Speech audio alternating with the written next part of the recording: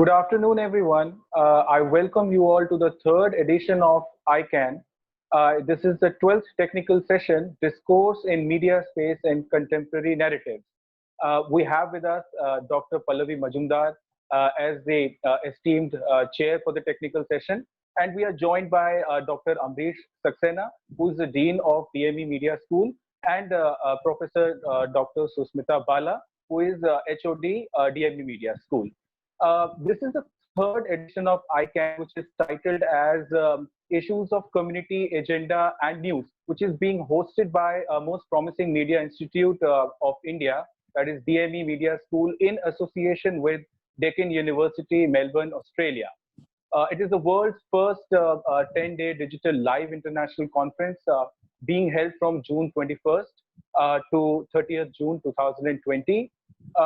We have a total 27 sessions, which includes 14 technical sessions and 3 panel discussions. We've had 5 masterclass. We've had 3 plenary sessions as well. It gives me immense pleasure to announce that we have this year received around 203 abstracts. 174 contributors have been there, and we've had 141 research papers, and all those have been culminated into 6 books. These 6 books include 5 English books and 1 Hindi book. All those are available on Amazon. I request if we can just see those books through the audio visual.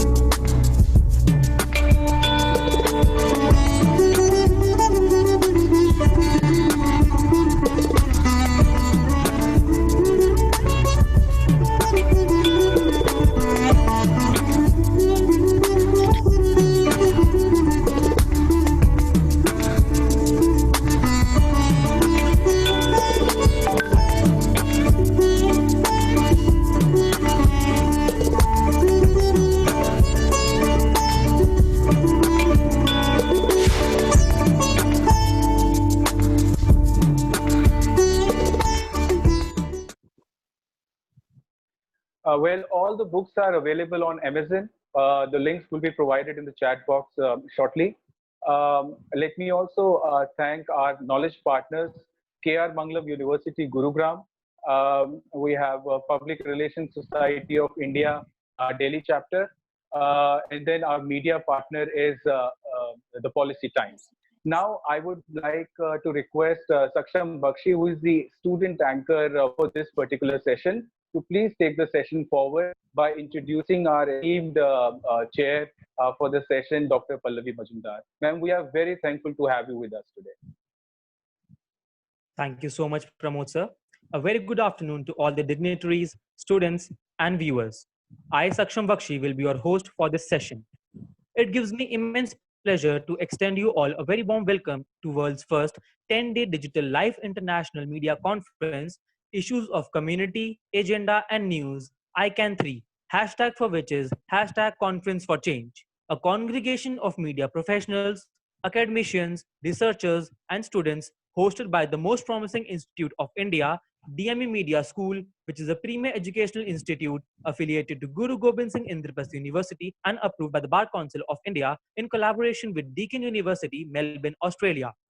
Our knowledge partners for ICAN3 are Adamas University, Kolkata, KR Mangalam University, Gurugram, Public Relations Society of India, PRSI, Delhi chapter, and our media partner is the Policy Times. I request you all to kindly follow and like ICAN3 social media pages on Facebook and Instagram to keep yourself updated. All the sessions have been recorded and uploaded on ICAN3's Facebook page and ICAN3 playlist on DME TV's YouTube channel.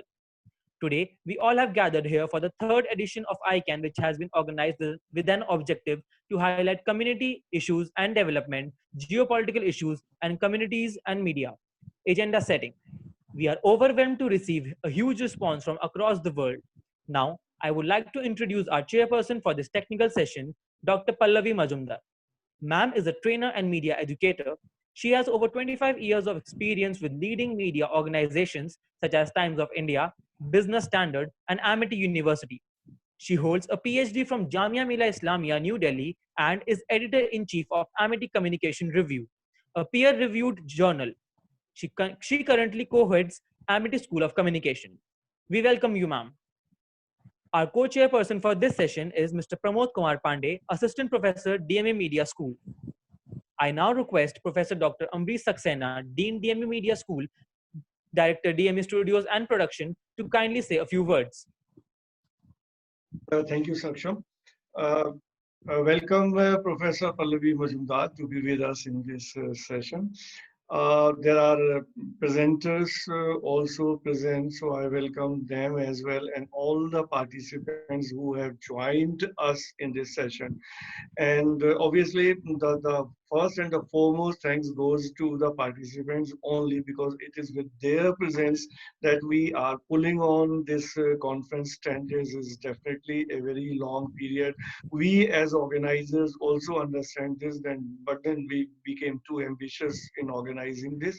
But there were some practical issues involved, because earlier we were holding this conference in the month of March in the conventional mode, and that was from 25th to 28th of March for 4 days. But then everybody knows how the things change, and because of this pandemic, COVID-19, and the consequent lockdown, we could not hold the conference, and we had to postpone it at the 11th hour. Since that time, we had been hoping that the things will improve and we will hold it in the usual manner, but that did not happen, and we soon realized that we have to find some other way out, and there was no other option except to hold it on the digital mode. So this was not the first choice, but then this was thrust on us, and then lately we realized that this is the right medium to hold a conference. But when we spread all the sessions which we had planned for 4 days, it spread to 10 days, because when we were holding the technical sessions earlier, there were simultaneous sessions happening. But here we have to have one session at one time. Similarly, in our programming, we had a lot of overlappings earlier. But here, again, overlappings are not possible. And then we have to have some respite, like if we are holding 2 sessions in the morning, then in the afternoon, not more than one session we thought should be held. Though on 2 or 3 days, we had to have 2 sessions in the afternoon also. So if we are having 4 sessions, that means 8 hours, and 3 sessions, this means 6 hours a day. So we have been on an average 6 hours or more than 6 hours a day for the last 7 days. And this is the 8th day. So we have traveled a lot. And there are people, particularly as I was mentioning this, who are regulars. So this is to my surprise also, that I mean, how the people are finding time, but since they are finding time, I am really obliged to them. There are people who are there from morning till evening for the last 7 days, and even to the 8 days. So that's our core audience, who are not only there, who have always been participating in the sessions and asking the questions. And particularly, if I can name them, there are people like Professor Manaswini Yogi, who was earlier working in IP College for Women, and who was associated among the founders of this BMMC program, and who is now OSD in the School of Journalism in Delhi University. And then there is Mr. R.K. Singh, who is there. I have seen him in this session as well, who has retired as the chief engineer from Doordarshan, and he has a lot of interest in media academics and all, and who was also in DU, in charge of their community radio for some years. And then there are students and research scholars all over, spread all over the country, who are there. And then one good thing that which we could realize because of it having on the digital, that is the foreign participation in the ICAN 1 and 2, that foreign participation participation was there. But then when it comes to somebody traveling to India from far off location, that's not so easy. It involves time, it involves cost, logistics, everything is involved. But this time that handicap is removed. So we could easily connect from the people from Australia, and we had this panel discussion from resource person from Deakin University, and similarly one very senior journalist joined from Brussels, Belgium. Earlier also she was planning to travel to India, but then might be that otherwise she would not have been able to make it. But then since it was on the digital, she joined. Then another senior journalist, Ibrahim from Afghanistan, he also joined. And as far as the presenters is concerned, in this session only, there is a presenter who is joining from the US. Otherwise, she would not have been able to make it. So these are the benefits which we are enjoying on the digital mode. So I believe that this same experience would have been with all those people who are there in the session, presenting the papers and participating in the session.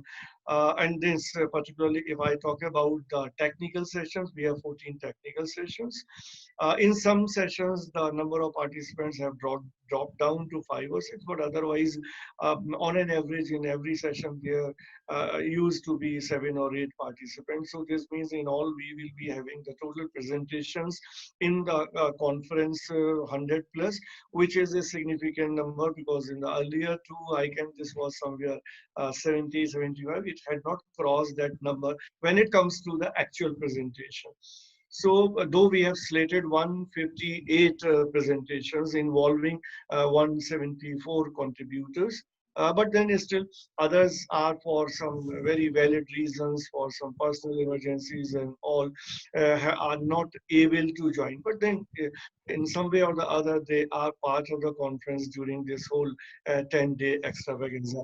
So I again welcome Professor Pallavi Majumdar to be with us, and then over to Pramod.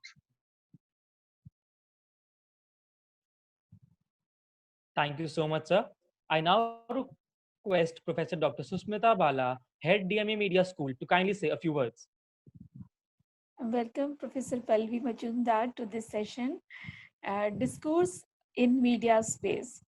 Your presence is always delighting. This session will provide us an opportunity to discuss contemporary narratives. Thank you all in this afternoon session. Thank you. Thank you so much, ma'am.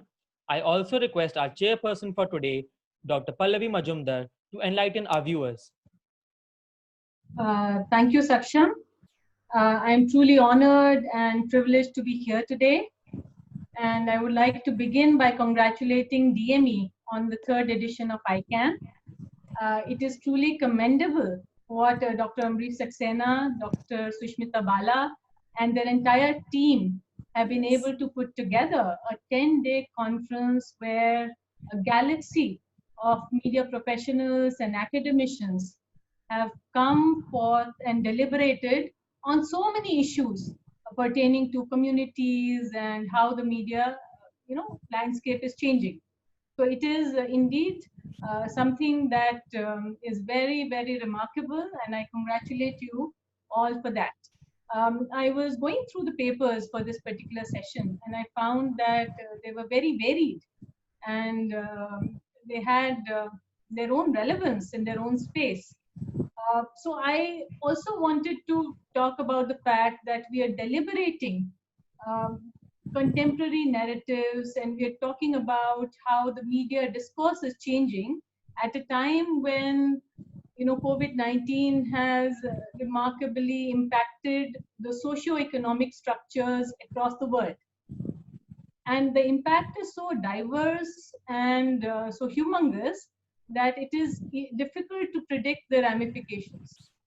So I'm taking this opportunity to remind all the researchers working across domains that they have a huge responsibility to document the changes that the society is undergoing.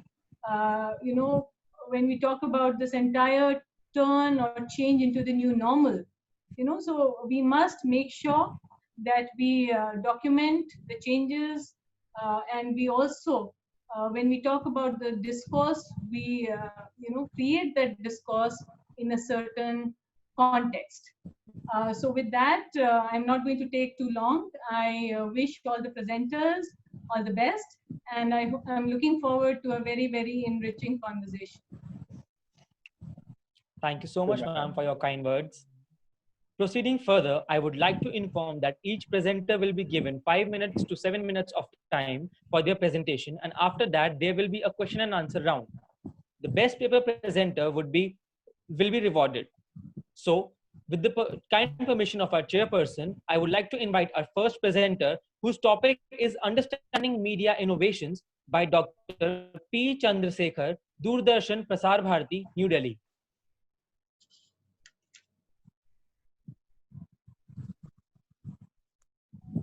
I don't think so. He is here, so probably we can. He is there, but he's not, I mean, visible. He is there.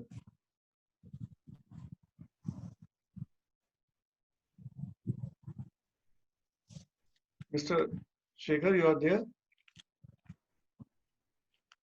Second level.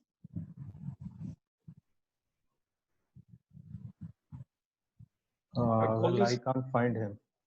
No, he is there, but his video and audio both are off.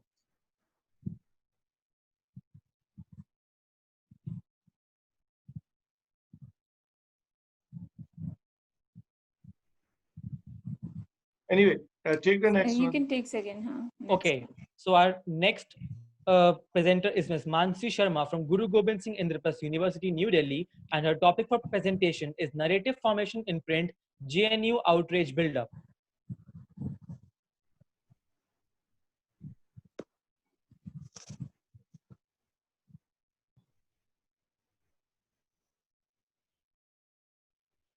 Miss Mansi, can you please start your video? So I'm really sorry. We have 2G internet here, so in case I start my video, there would be technical discrepancies. Okay, go ahead. Oh, sure, sir. Thank you. Good afternoon, everyone.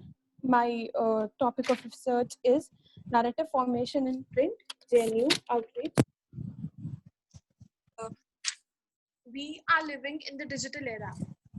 In a time like this, the print readership across the globe is dipping. But contrary to the global trends, in India, in 2018 alone, we saw a rise of 4.4% readership in print media itself. This clearly shows the impact in whole the Indian print media has over its audience.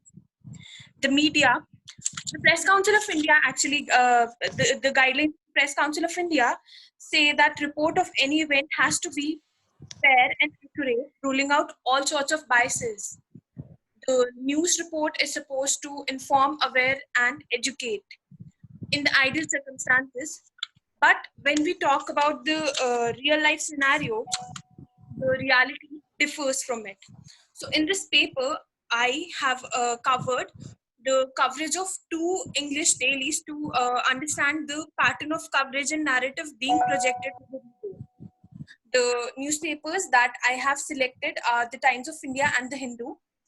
And the objectives of the study were to analyze the treatment of the story and the coverage provided, to attempt to understand the statements published in context of tonality, and to find different aspects of the story as portrayed or discussed in newspaper.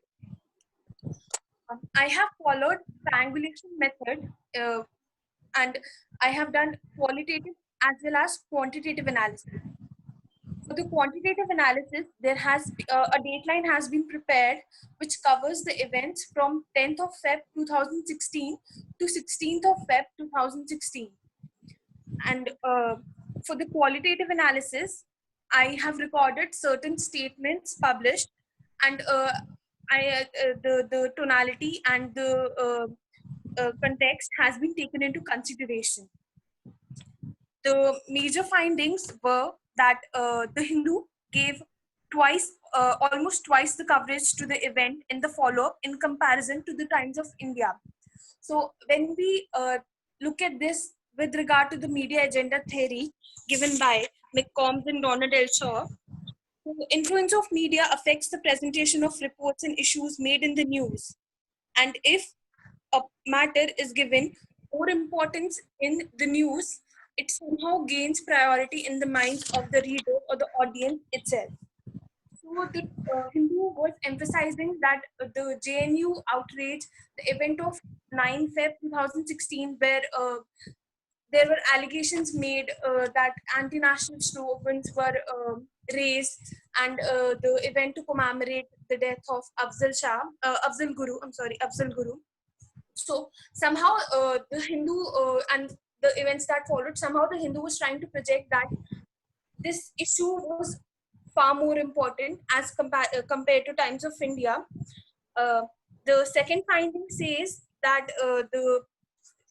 when we look at the statements published in terms of tonality and context, we can see a stark contrast in the stand of both the newspapers. This could be like reasoned to the institutional code of conduct and journalistic standards.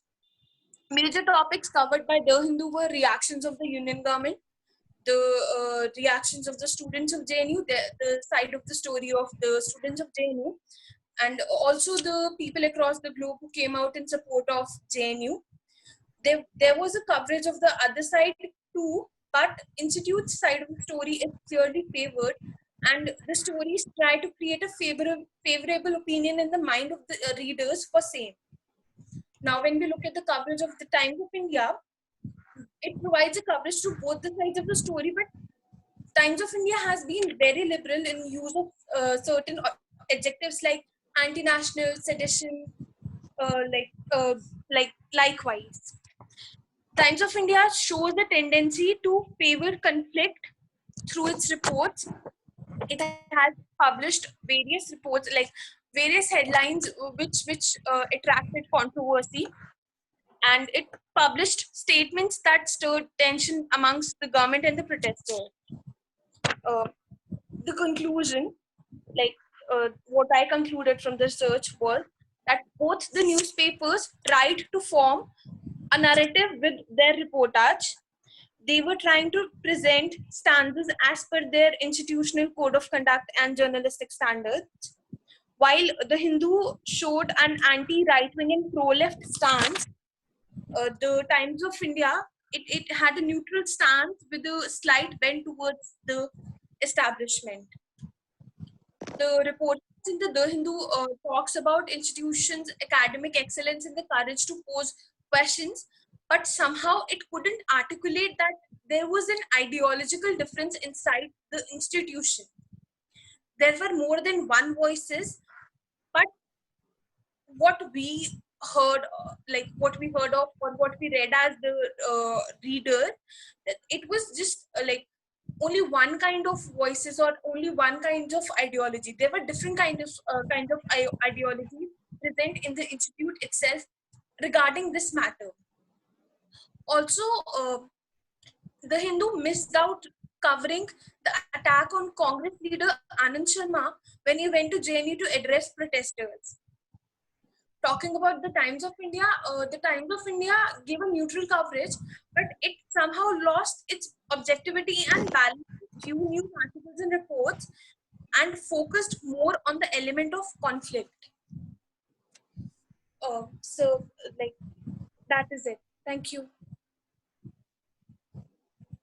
Thank you, Ms. Mansi. Now for the question and answer round. If anyone has any question, he or she can write it in the chat box and Mr. Pramod Kumar Pandey will read it from there. Meanwhile, till we have any question on the chat box, we can. I request Pallavi ma'am, to ask some question if she has any. Yeah, thank you, Mansi, for very interesting issue that you have researched on. And I think this was a very controversial incident that you're talking about. Yes, And ma'am. my only request is that when one looks at editorial content, on any media platform, one has to also inquire into the reason for the kind of coverage, let's say the Times of India gave or the Hindu gave, right? So Mhm. again, there are different, theoretical frameworks that are there, but it's always a great idea to also try to make the linkages in terms of why the Times of India, Ma'am, you yes, mentioned, ma'am. it was tilted towards the establishment, Yes, ma'am. right? So that entire political economy of remaining in the media business is something that it's very interesting to draw these connections. Mansi? Ma'am, may I add? Ma'am, Yes, am I please. audible? Yeah. Yes, Mansi, go So, ahead. ma'am, the Hindu is actually it has its roots in the south, which south is the hub of the communal politics in India. The communist parties they hail in like they rule in south, and the Hindu has its roots in south. Also, the Times of India is more of a commercial newspaper or organization. So they try to keep a neutral stance, so as when the power does change, they do not have to they aren't affected much by it. So they have a more industrial perspective in mind to uh, keep the goodwill amongst all lobbies. Absolutely, Mansi. That's the perspective I'm talking about. That Yes, ma'am. who owns that particular media organization also will dictate the kind of content that it will carry. Yes. Also, the kind of eyeballs that the newspaper wants to grab. The kind of portrayal, as you mentioned, agenda setting is one of the lens Yes, through ma'am. which you want to look at the issue. So that is well accepted. So certainly, this is something which this study has, much more scope. You can go and you can probe deeper into it. Thank Yes, you. ma'am. Thank you, ma'am. Since we do not have any question in the chat box, I would request Saksham Bakshi to present, to invite the next presenter. Sure, sir. The topic of our next presentation is Social Media and its Effect on Youth by Ms. Pallavi Khurana, University at Albany, State University of New York, United States.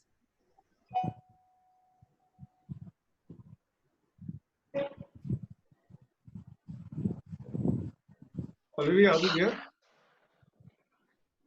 Yes, sir, she's there. But video is not seen. Yes, sir. She is mute. Yeah. You can see her now.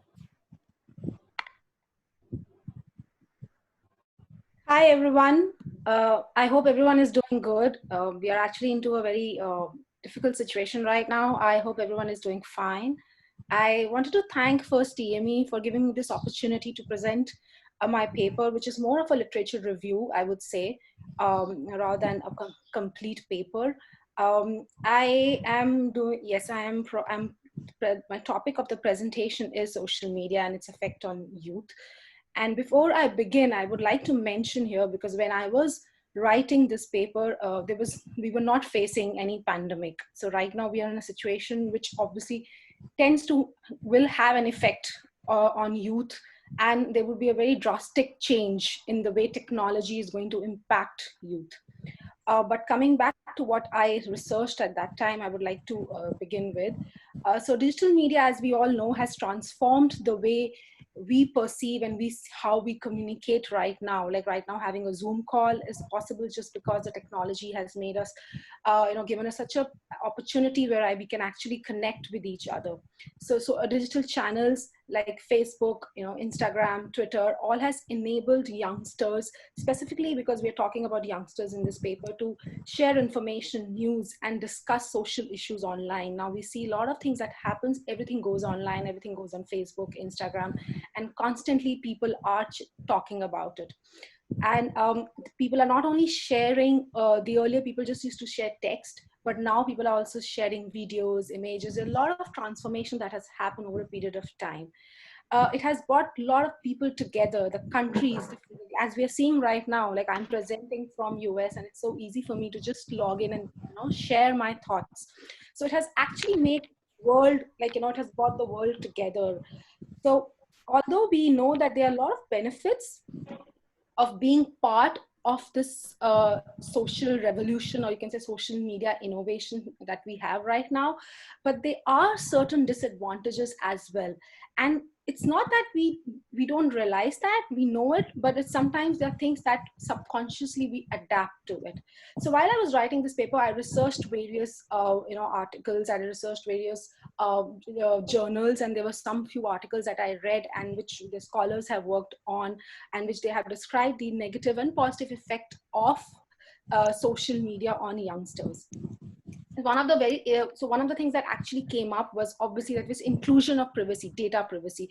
So we all know that, you know, it's very important to protect our data online, because most of the time what happens, our data is not protected. We assume that, you know, things that we are sharing online is something that you know, will be protected, or we think that, okay, that's fine, but somewhere it's there on the cloud. So if it's there on the cloud, there is always a risk of your data. So it's very important as youth and youngsters to realize that what they are sharing.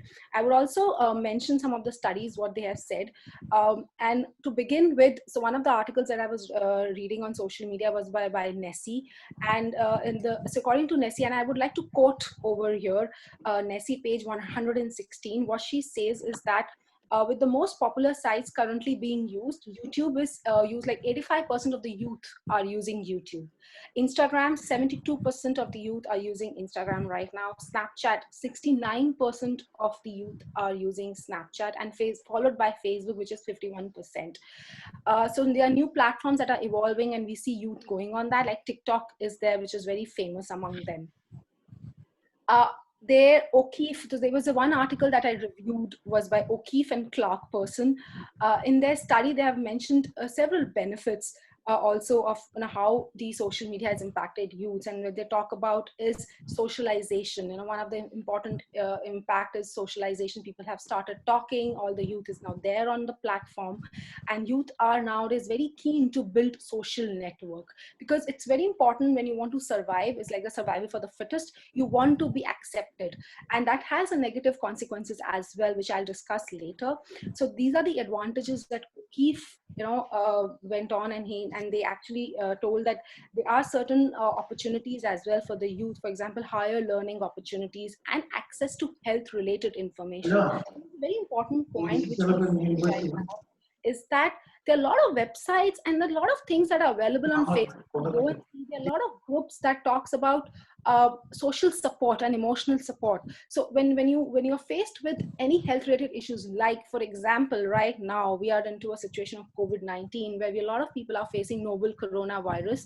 And so in that case, there are very social and emotional groups that are there, you know, online, which help you to actually know that what is exactly novel coronavirus and what is this COVID-19 all about. So there are certain health platforms which youth have access to. So that's one of the advantages of having this innovative solutions that we have right now, like example to Twitter or Instagram. Coming up to negatives, O'Keefe tells about one of the very important things is cyberbullying.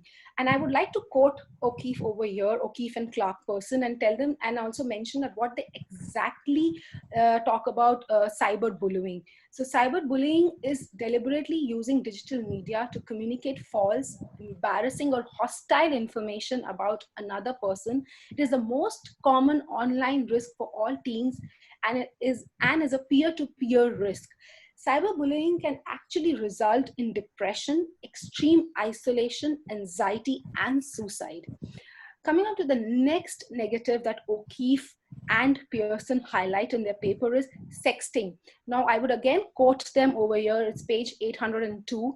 And they mention that sexting can be defined as sending, receiving, or forwarding sexually explicit messages, photographs, or images via cell phone, computer, or other digital devices. Extensive use of digital platforms have actually the younger generation to many sort of negatives, as I'm talking about sexting, because this can lead to not just cyberbullying, but a lot of mental trauma for a lot of young people, especially females. We have seen, because their photographs going online, everything is over there, and they just don't realize what's happening. And when they come to know, they actually go through a lot of trauma and depression. Extensive use of Facebook can also lead to, as I said, depression. And there's something called FOMO. FOMO is a very pertinent and a very important thing that we have been seeing of late, which is fear of missing out. And youngsters have been actually going through this a lot, that they should not, they feel that they want to be a part of a group. They want to be there. Their visual presence is so important for them that when they don't have that, they feel they are missing out on something important in life. And that's what actually also takes them into depression, or they don't realize that they're losing their own self. The acceptance among the peer group are some of the important reasons for the depression. Nessie, in her study, also highlighted some of the mental health issues that they go through. For example, body image problems and self-harm behavior. So the youth, what happens is, obviously when they see a lot of posts like we see on Instagram, right? People always give their best, like the best post, the best where they're looking their best. And what happens is, in that whole process, if you are someone who doesn't accept your body, or you are someone who don't feel that you look so good, you go through certain body image issues. So this is also one of the very important disadvantages that Nessie has highlighted. And ma'am, I'm very sorry to intervene. Can you please wind up, because yes, sure. past So youth exposed to social media might suffer from substance abuse, such as drug and alcohol abuse. And it has been, again, I will quote Nessie, so what Nessie has mentioned in a study is that recently what they have seen, that people who have actually been, went to any hospital, or been diagnosed with depression, are the ones who have actually seen the online content which promotes suicide or self-injury. Now, because I don't have so much of time, there's one important point that I wanted to bring, which is very important, and that is the displacement. So in the article, Nessie's article also talks about a very important thing called displacement, which means replacement of other important activities spent by that time is actually, you're removing that time, and you are actually dedicated that important time on social media. That's a displacement, that is replacing your important time by going online. So because the other articles also I reviewed, which I'm sorry I'm not able to discuss right now, but in the end I would like to say that youngsters actually should learn how to manage not just their time online, but how to effectively communicate with their friends, family, peers, and maintain privacy and maintain their personal data. And especially after COVID-19, things are going to really change and evolve. The things will not be the same as earlier. So we need to be very conscious about what we are sharing, what we are talking online, and they should be aware about the advantages and disadvantages of the social media. And effective integration of the internet with communication will actually allow young minds to not only share personal information, knowledge, but also have a very healthy conversations and have a healthy mind online. Thank you so much. Thank you very much, ma'am. So if there is anyone having any question, I request you to please put it in the chat box. Meanwhile, again, I request Pallavi ma'am if she would start, questioning, if she has some question that she wants to ask from the presenter. Well, I just have a comment to make again, Pallavi, because see, the impact of social media on the youth has been particularly well documented in the past 2 decades. So yes, your study is a step in that direction.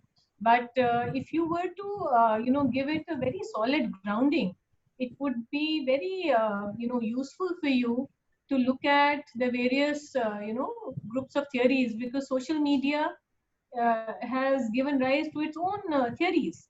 How people behave on various social media platforms is very, very different as compared to what you would behave otherwise. So again, if you want to take this work forward, it would be interesting to ground it and look at a specific aspect of this impact that you're talking about. But yes, you have managed to touch all the aspects. And if there Thank you so Meanwhile, much. I wanted to thank Dr. Pallavi for giving me the inputs because this would really help me. This was sort of a very short thing which I did in a very short time, but I'm supposed because there's a lot of literature. I see some of I questions. Someone has asked me the time frame. So the time frame is obviously I have taken articles for like 2 to 3 years because I was looking at articles that actually constituted and talked about social media and its effect. And yes, it was a literature review. So I did a systematic. I picked up the articles and I what I wanted because was specifically for the youth. So it was on that. And I would in the future, if I would like to do a very descriptive study, and I would definitely going to look at some of the theories because there are a lot of theory which talks about that, which Dr. Pallavi has rightly highlighted, and I would definitely look at that. Thank you so much. Thank you for all the comments. I appreciate it. Thank you. well, since Pallavi Khurana ma'am has already answered the question that was asked by Akriti Taneja, that she saw in the chat box, and now we do not have the other question in the chat box. So we'll move on to the next presenter. So the topic of our next presentation is Understanding Media Innovation by Dr. P. Chandrasekhar, Doordarshan Prasar Bharati, New Delhi. Hello. Are you getting my voice? Yes, sir, you're audible. Yeah. Sir, would you like to make a presentation also? Yeah. Okay, Yeah. sir, can you please just lower down your Yeah, I am camera a ready. little? Camera, can you, sir, pull it down a little? Yeah. Yes, yes. Yeah. It's gone up again, little more. Yes. So you can start your PPT now. Okay. Welcome. Thank you for the organizers for giving me the opportunity to present this paper. I am Chandrasekhar, working for All India Radio since last 30 years, and recently I have moved to Doordarshan. And my subject of research was media innovations and sustainability. That was my PhD subject also. So now I want to share a few of my PhD topics with the young generation, and so I am presenting my paper.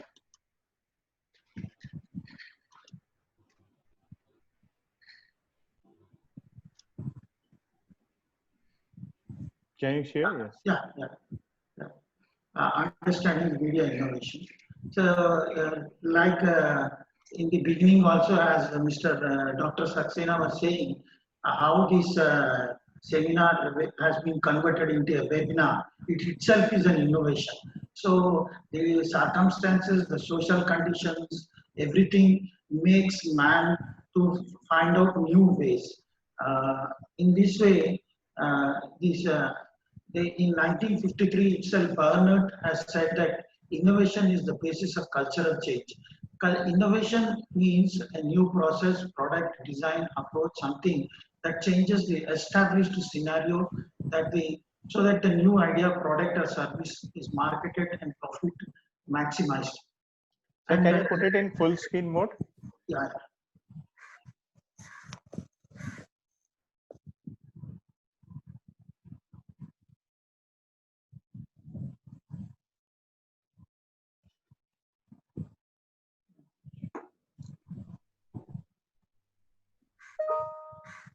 Hello.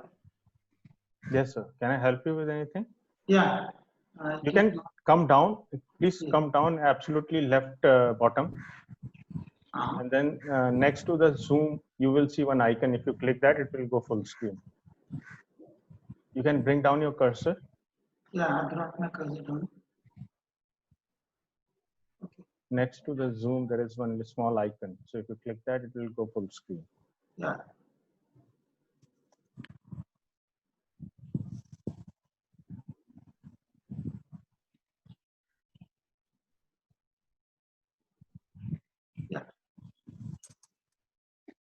Yeah.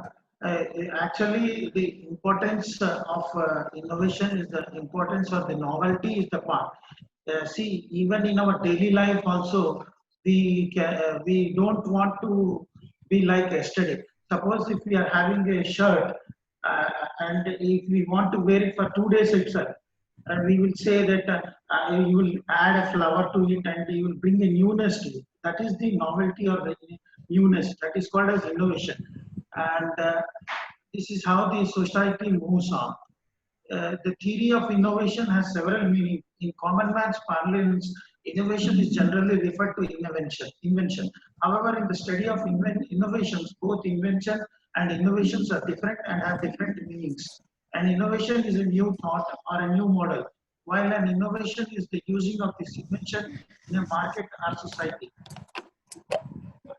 Uh, in the present case, Storyland Comics 2013 present a suitable categorization that provides us to classify the scope of objects of media innovations that may refer to product, process, position, and pragmatic innovation. And now we will see what is a product innovation. It is referred to as both new media technologies and services provided by media organizations. For example, new media applications and content products. At the same time, as the process innovation includes changes that refers to the level of the media organizations. For example, new methods of producing, packaging, or distributing the media products in addition to institutional changes in media organizations. Position innovation includes the changes in the background of the products and services like modification in brand identity, a media organization's planned position on a media market, or the tackling of a fresh target group.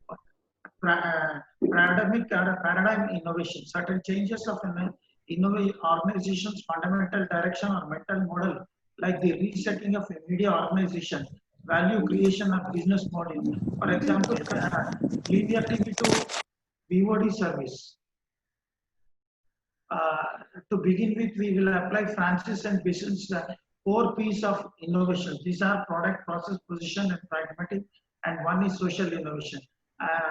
Product innovation is submits to the innovation of the product service delivered by a media organization. For example, iPad, smartphone, or a website or an app for a smartphone. Additionally, it may also mean the innovation of field of communication and communication mode. Process innovation connects to changes in the methods in which products or services are produced and distributed. Position innovation is a link to the novelty in products, services are made within particular context. The central characteristics of product position are the running uniqueness of publicity, promoting, presentation, and treatment of several signals. For example, our Prasara Bharati has recently started as Prasara Bharati News Services, which is a digital platform bringing both the radio and TV together. This is one of the examples. And another, the pragmatic example is the music one, which I have already said. Social innovation helps the society to develop man's lives. For example, DRM in calamity. DRM is the digital radio module in the radio field. So even this webinar itself is an example in this particular case. Degree of newness. One issue of argument is somewhat new, we must be called an innovation. The invention takes a period of time to become an innovation. That means it has to be put to test by the various segments of the society, so that the economical and other factors are also being measured. Then only it becomes an innovation. Media. And the effects of the media innovations have the following things like technology, market opportunity, user behavior of competitors, regulations, industry norms, company strategy, leadership and vision, organizational structure, capacity, resources, and cultural creativity. And in the conclusion, the objective of this article is to promote more practical and theoretical study into media innovation to get further intense insight into its multifaceted method. This comprises a support to scholars involved in studying the change and transformation process in the area of media to reveal extra methodical on which investigation aims to be termed as media innovation.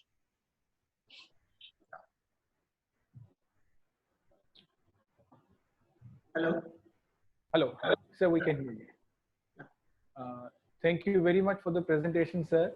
Now I would like the participants to please ask questions on the chat box. Meanwhile, I would request Pallavi ma'am again to start the question and answer session.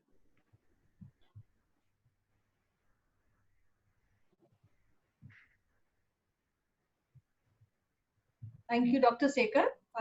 It's very interesting, this distinction between innovation and invention that you have explored in your paper, because a lot of times people, use these two words interchangeably. So it's very, very interesting what you call as media innovation. And I particularly found your, this statement very interesting that, the media, because of the short cycle of production of news, is in fact giving something new every minute. Right? So does that come under a constant innovation is something that I would like you to address. Madam, change is the constant thing, madam. Do not fear with change. Change is natural. We have to face it, and every minute it changes. Even the news also, after a few minutes behind was one time older one becomes a new in the second. So the change is inevitable, and this media innovation is itself a new upcoming subject, which is going to overtake the subjects like the development communication and participatory communication and everything. This is rising very fast. The research is going on very at a fast pace across the world. So I thought we should go. We should also chase the new things. That's why I presented this paper. Absolutely. Are there any further questions? No, ma'am, there is no question in the chat box. So I think in that case, we can move on to the next presenter. Thank you so much, sir. So the topic of our next presentation is Media and Conflict, a comparative analysis of India and Pakistan TV by Dr. Akib Bhatt, Sharda University, Greater Noida, Delhi NCR.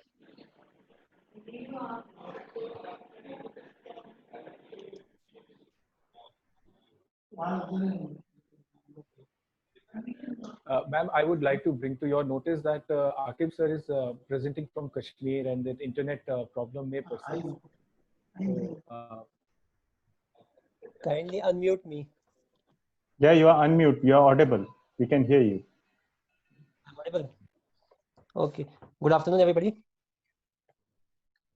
Am I audible? Ji, sir. Yes, yes. So I'm having some internet connection problems here because I'm working on 2G networks here. So good afternoon, Pallavi ma'am. Good afternoon.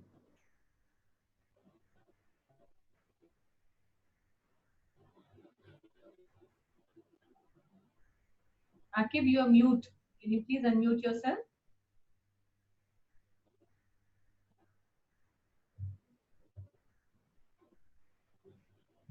Am I audible now? Ji, sir. So in case there are any technical glitches, since I'm working on 2G network, so in that case, I might turn my video off. So kindly spare me for that. Okay. So I'll start my presentation.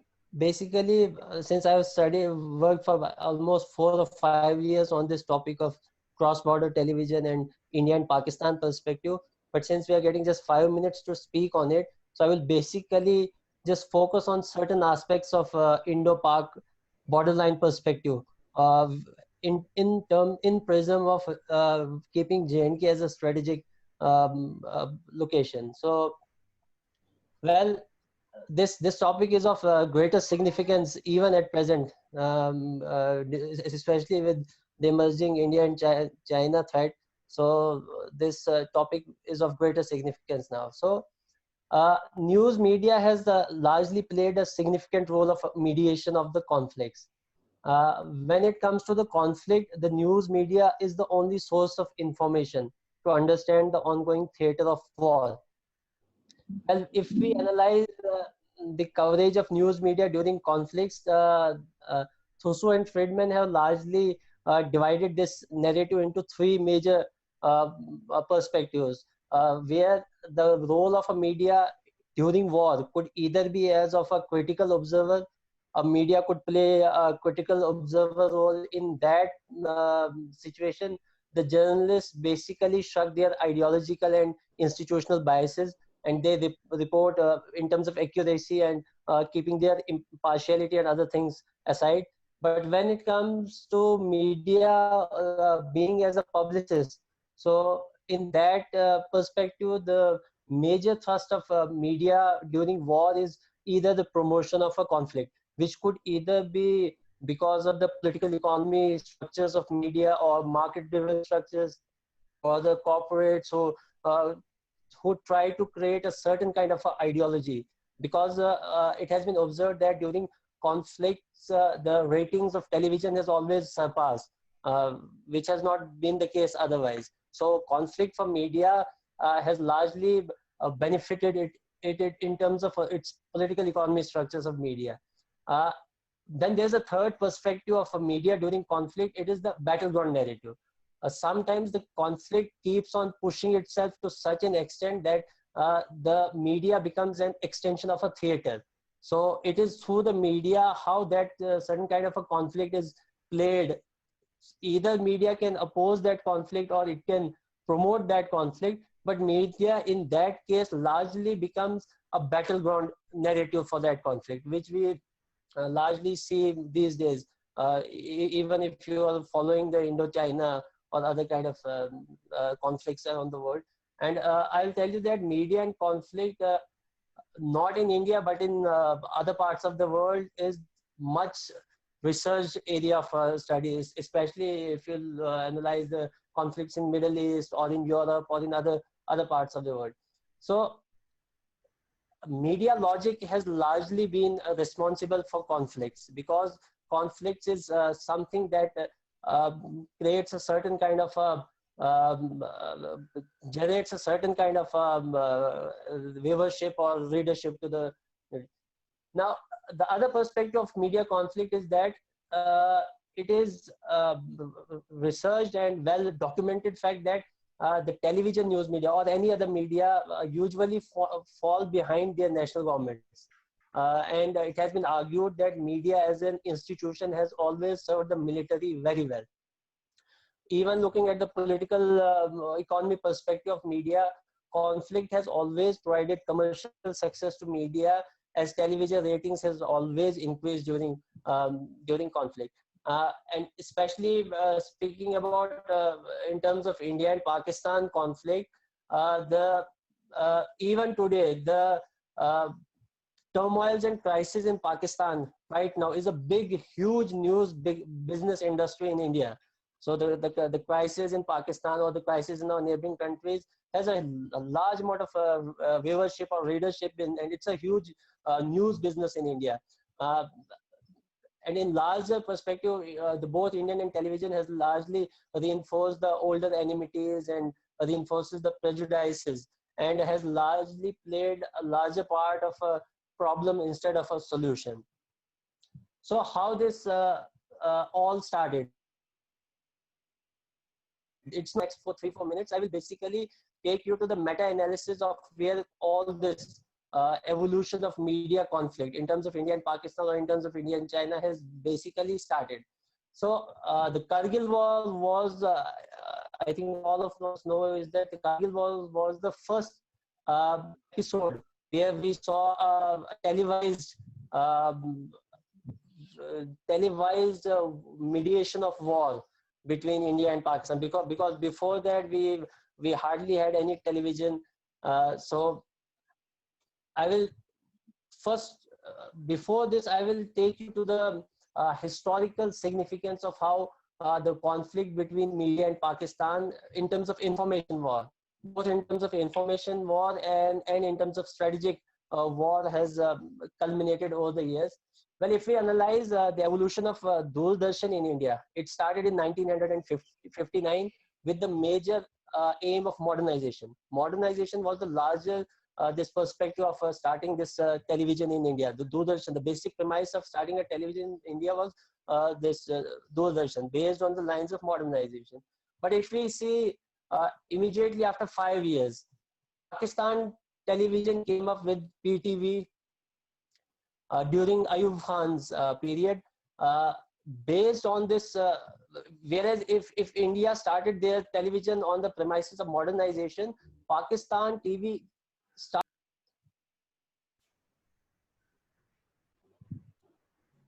I think we have lost him, so we need to wait for him to join. Lost his connection. Yeah. Yes, he's there now.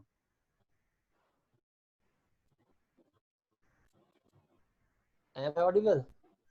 Yes, yeah, sir.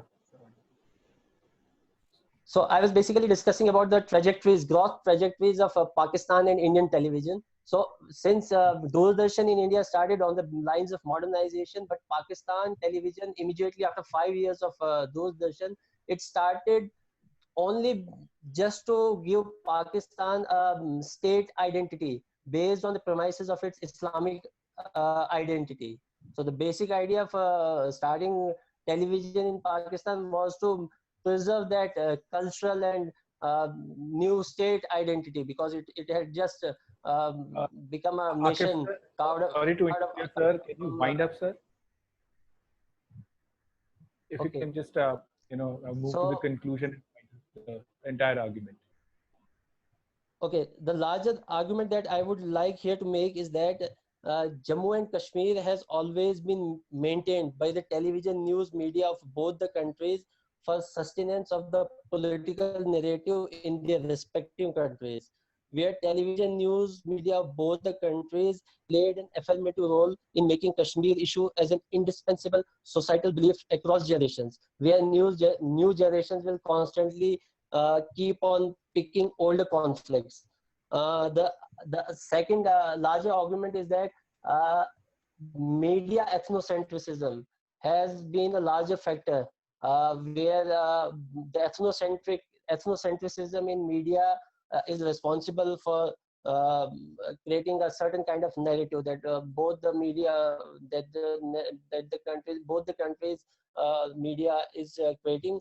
Then the third larger argument that I would like to create is that the kind of narratives that the media of both the countries during conflict is creating is taking us to the route where the Huntington thesis was premised, who argued that the future war will not be fought on the lines of economic or on ideological premises, but the wars in future will be fought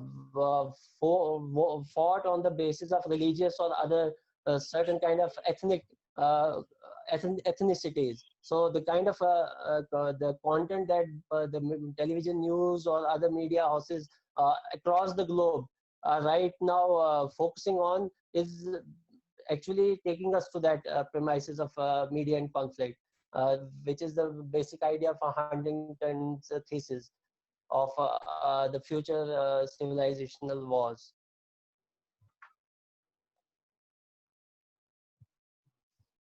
Thank you very much, Akif, sir.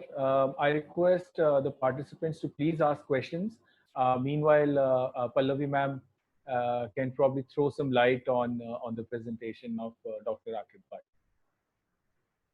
Thank you, Akib, for a very interesting, perspective on this cross-border television, particularly Indian Pakistan, were constantly, they've had a very, very patchy diplomatic, history. So it's interesting to look at some of the perspectives that you've shared with us, and it is, what you said was absolutely right. Right from the time of the Kargil War, and we've seen several instances like the Mumbai terror attack as well, wherein both the Indian as well as the Pakistan media has really, really, given coverage which can be equated to warmongering. So that perspective, if one was to compare the kind of coverage given by, let's say, the government-sponsored Pakistan television is in stark contrast to the version which is being telecast on Indian news channels. So that's point number one. And if we want to do if one was to do a comparative study, one would find that the facts are completely different, the way they have been framed. The second thing is that if one looks at another perspective to your study, if you were to extrapolate, would be what kind of regulatory framework operating under, which would have a bearing on the kind of coverage it gives to certain situations, particularly whether you talk about the Indo-China kind of conflict or the one which was in the past, like the Mumbai terror attacks. So it's also interesting to see that it is the regulatory framework which will also dictate the kind of coverage that the Indian media is giving, particularly television. So I would like to add one. I would just add one thing to it. Before 2012, right from 2012, both India and Pakistan were constantly putting a certain kind of regulations to both the contents of both the news channels, be it India or be it Pakistan. So there was certain kind of restriction because Pakistan already had PEMRA. It's a Pakistani media education regulatory authority. So it was putting restrictions on Indian content there, and India was constantly putting restrictions on Pakistani television in J&K, especially from 2012. The effort started from 2012 and 2017 until the entire process of digitization happened. Because till 2017, the terrestrial and satellite broadcasting cable network was there. So the moment this digitization was done, the complete blanket ban on Pakistan content was undertaken in Jammu and Kashmir. But this new era of digital media, it is a new challenge for the regulatory authorities now, because now everything is accessed online, on YouTube. They have, the internet is there. Each and everyone can access any news content or whatever they want to access. So it is becoming a new challenge, a new kind of a challenge. The policymakers were always studying on this era to completely ban the content of both China and Pakistan, or for that matter, even in Bangladesh.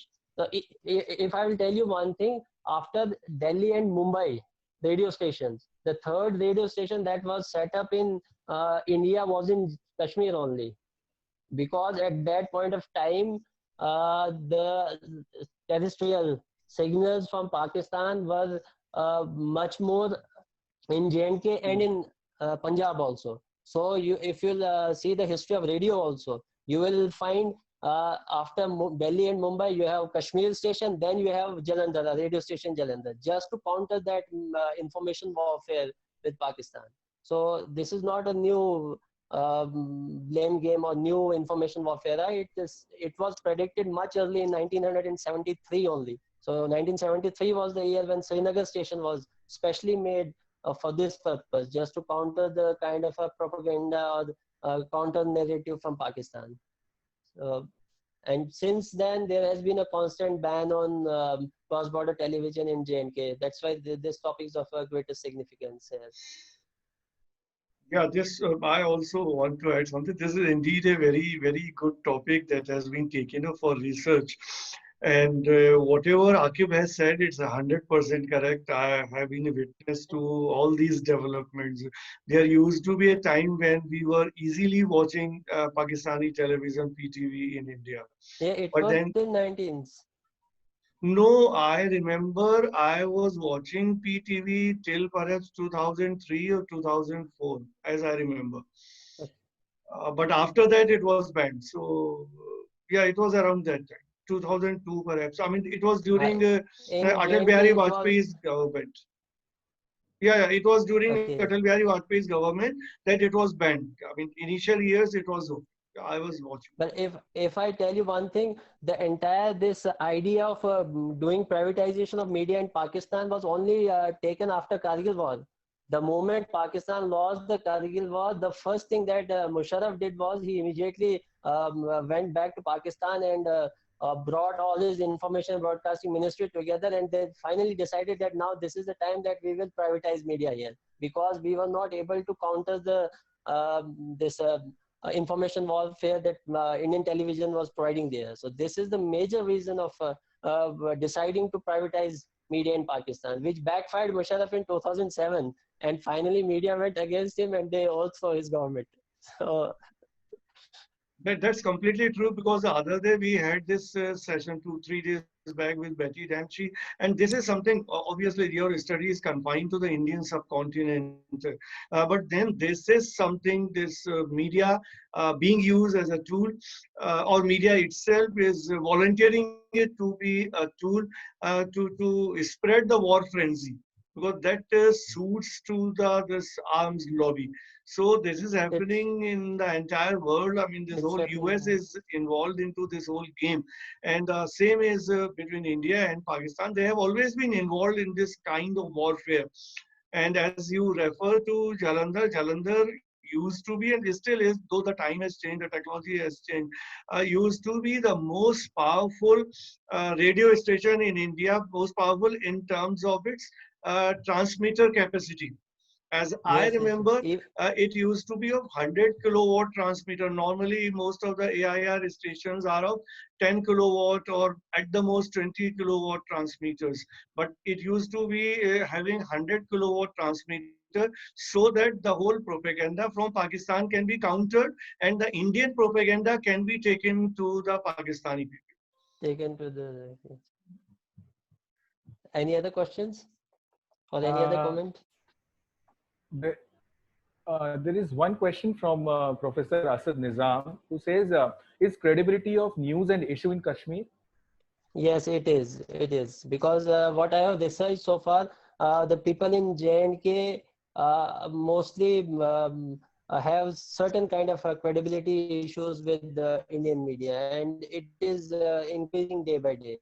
So I think it is because of the credibility issues with Indian media, that is why they shift to certain other kind of content. Be it international, Al Jazeera is famous here, or the other international, even BBC. If you'll do a survey on this content using users, the international media might surpass the Indian media here. Sparing some news channels, say NDTV or others, largely there has been credibility issues, and this has created a space for Pakistan television here. One is the But then, credibility issue, and other is the no, linguistic no. issue. But I have a question. If you are not getting 3G there, and you are, I mean, this only 2G is available in Jammu and Kashmir, how do you manage to watch these television channels, whether it's Al Jazeera or BBC, No, without? this 3G has been just banned from previous August. Now it's been 1 year only, but Yeah. before that people were watching. People were watching. Press TV is famous here. Al Jazeera is famous here. BBC is famous here. No, that's true. But what is happening? I mean, my question is, what is happening since August last? Because it's almost a year or 10 months. So, I mean, how do you access the media, the television channels particularly? No, from last 1 year, the only access is to the Indian television now, because since digitization happened, we have each and every house has a set-top box now. So they can't shift to other channels now because the cable network has been stopped now. Digitization has happened now. So you will watch only that kind of channels that the government wants you to watch. So this is happening here, but somehow even in 2G people are accessing news through Facebook and other kind of platforms. Some news feeds, they are very popular now because they work on 2G networks also. Even I am doing this Zoom calling on 2G network. The networks in J&K, even 2G network is far better than Delhi. So people are somehow managing to access. That's No, why there's but a blanket ban. It's been 1 year. Imagine during the time of pandemic, they haven't started 4G networks, and how much but loss the academia or other industries have suffered. But in terms of strategies, they have banned it. But there was one presenter in this session only, Mansi Sharma. She could not come on the video because of the 2G availability there. No, I live very close to I have a tower just outside my house. So Okay. my this internet is working on 2G. She That's might good. be in That's some good. other places. So there's Yeah. and I am currently working, so I have to manage it somehow because I have been working with Sharda University, so I have to work. There's no other. Dr. Saxena, that's a stark reminder that we all take internet for granted. Yes, Yeah, yes, yes. I mean, The moment ultimately, I reached here, I realized the importance of internet. ultimately, it is Okay. in the hands of those who are sitting in power. So, I mean, technology might be there, but if they decide, they can always restrict it for the people. This is a sad side of the This democracy is that a we have. sad side of democracy also. Okay. I think, ma'am, can we move on to the next presentation now? Please do. Okay. Thank you Okay, very much, Dr. thank you very Akib much. Bhatt, that Thank you you very managed much. to come despite the problems with the internet and facing multiple fractures I yesterday also have itself. a broken leg. I also have a broken leg. I had a fracture yesterday in my ankle, yet I managed. Thank you very Thank much. you very much. Thank you Saksham, we very can move much. on to the next presenter now, please. Yes, sir.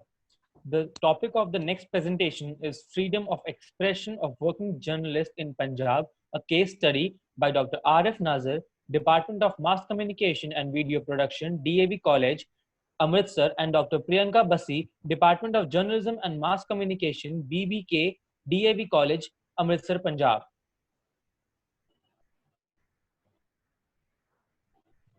Hello. Am I audible? Yes, Dr. Arif, can you just place yourself a little behind so that your face is... Actually, I'm sharing my screen, so Okay. that would be enough, right? Can you see the screen now? No, we can't see your screen at the moment. Is it visible now? Yes, it's starting. Okay. Yeah. Am Kindly put it in full screen mode.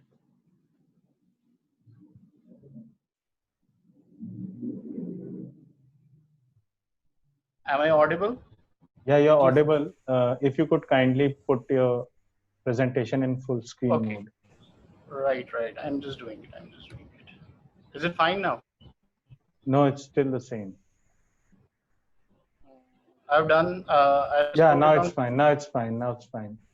Now it's in Okay. full screen mode. Yeah, thank you so much. Okay. Respected chairperson and the organizers, very good afternoon. Me and my co-presenter, we have done a study on freedom of expression among working journalists in Punjab. Actually, this study is just a part of a major study which we want to do, we are planning to do a pan-India survey on this. And we started with the Punjab due to various reasons because of our association with this place and because of the fact that the media in Punjab so far is very neutral towards the main issues which the daily media is highlighting. And the stand of Punjab, the media in Punjab is neutral towards such issues, especially what happened in JNU and all other things, the NRC and other issues. So we started our research with Punjab, and these were the reasons. And why we conducted this research. The main reason behind is you can say the credibility of Indian media nowadays. I mean, we all know the credibility of the media has gone down. It has been proved earlier also, and there are various studies. If we see the World Press Freedom Index 2009, India position dropped 140 out of 180 countries, and it slipped to 142 in 2020. It's a WPFI report. And then there are other stories also. I mean, the recent attacks on journalists and the killing of journalists, and how foreign media is looking into Indian media. I mean, the DW Germany report says that Indian media is facing a crisis of credibility. It is a story on June 5, 2017. And there are some research studies also. which are saying that although India has an action body called Press Council of India and specific regulation, but it seems the country needs more detailed law regarding the media to protect freedom of expression and speech. And then we have seen the murder of columnist Gauri Lankesh. We have seen how Tehelka was closed down, and the Hindu is reporting on July 16, 2018, that the Indian journalism is going through its worst phase. I mean, I don't want to comment whether it is a polarized media or is it neutral, but our study might help to establish some facts. I don't want to go with this concept, what is freedom, because there are various definitions and we don't have the time to discuss all these definitions. And mostly, if I quote some, the Royal Commission on the Press 1977, which defines press freedom as the degree of freedom from restraint which is essential to enable proprietors, editors, and journalists to advance public interest by publishing facts, opinions, without which democratic electorate cannot make responsible judgments. The American Press Commission says that freedom of press is essential to political liberty and proper functioning of the democracy. Our Article 91 of the Constitution guarantees freedom of expression, but it is not very specific. I mean, about the press. I mean, in the Constituent Assembly, Dr. B.R. Ambedkar, who was the chairman of the drafting committee, said the press is merely another way of stating an individual or a citizen. The press has no special rights which are not to be given to or which are not to be exercised by the citizen in his individual capacity. And then there are various, judgments also are delivered by the Press Council of India, which says that freedom of press is commonly understood as the freedom of the expression, ideas, views, and information through the printed material and published for circulation, and free from the interference, pressure, restraint, and compulsion from whatever source, government, or social. I mean, the last three lines of this judgment delivered by the Press Council of India is basically the crux of our study. I mean, the printed material or the published material and free from interference, pressure, restraint, and compulsions. These are basically the basis of our objectives, which we have tried to retrieve out of the study or out of the results which we got from it. And then I discussed why we chose Punjab initially.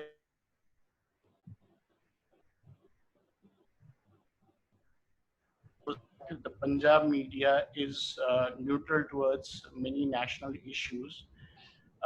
They have not taken any side, whether pro or against many issues, which have dominated national media in the previous months.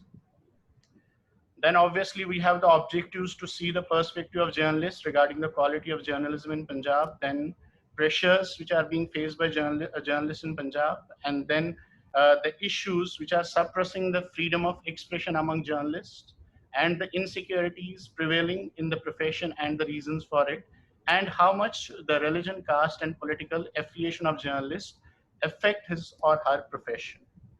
I mean, we have the research constructives on which we have based our study. Taking that freedom of expression is not enjoyed by many journalists, and then journalists are subject to many pressures.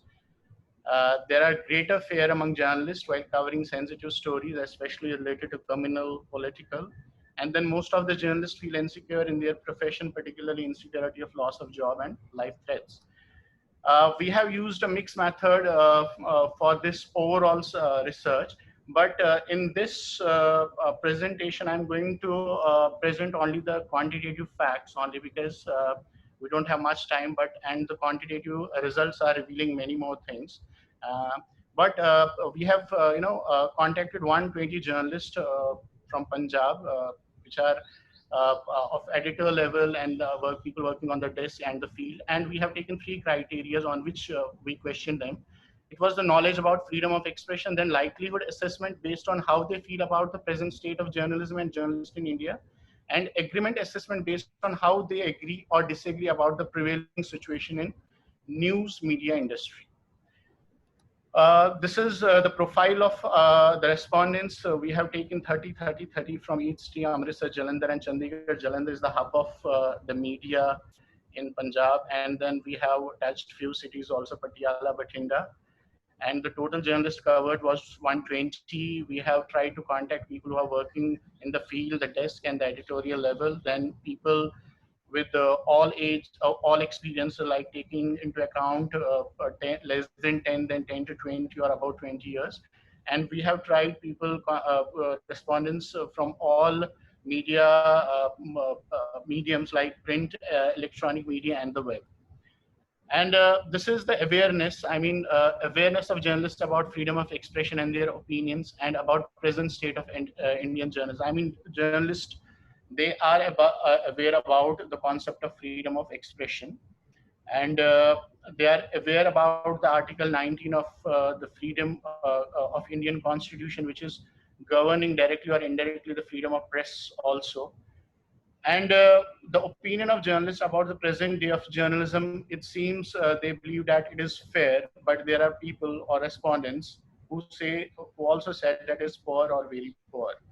And the factors which are responsible for the present state of journalists, among those who said it is fair or poor or very poor, political pressures and economic pressures, they are the most prominent ones, apart from lacking talent or or filling the airtime.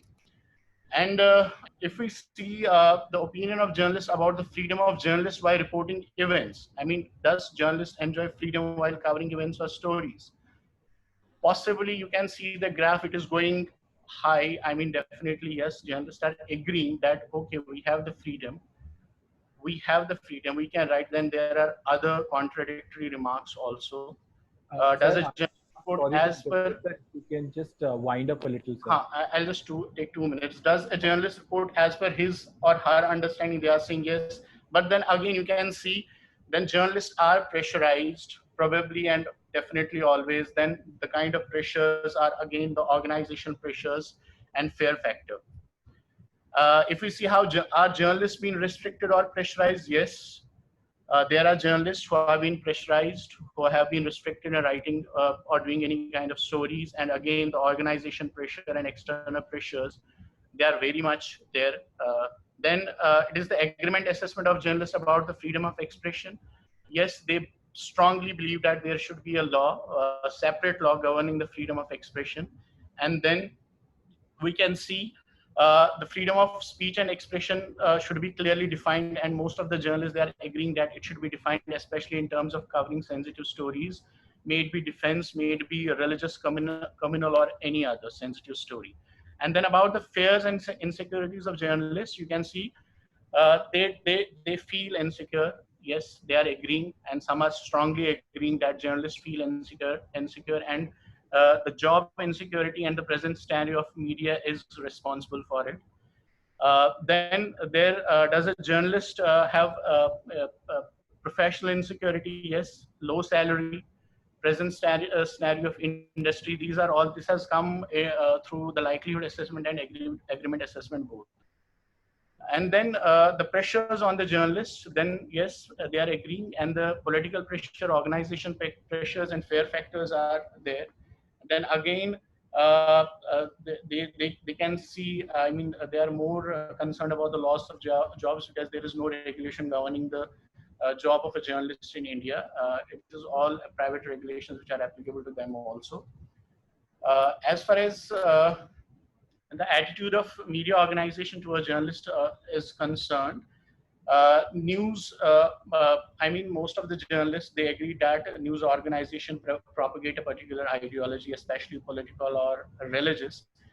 And the reason obviously is that the economic benefits, or it can be the organization policies of the organization. And those organization policies can be due to their political or religious belongings of the journalists or the organization overall, or the editors. And then what is the attitude of journalists?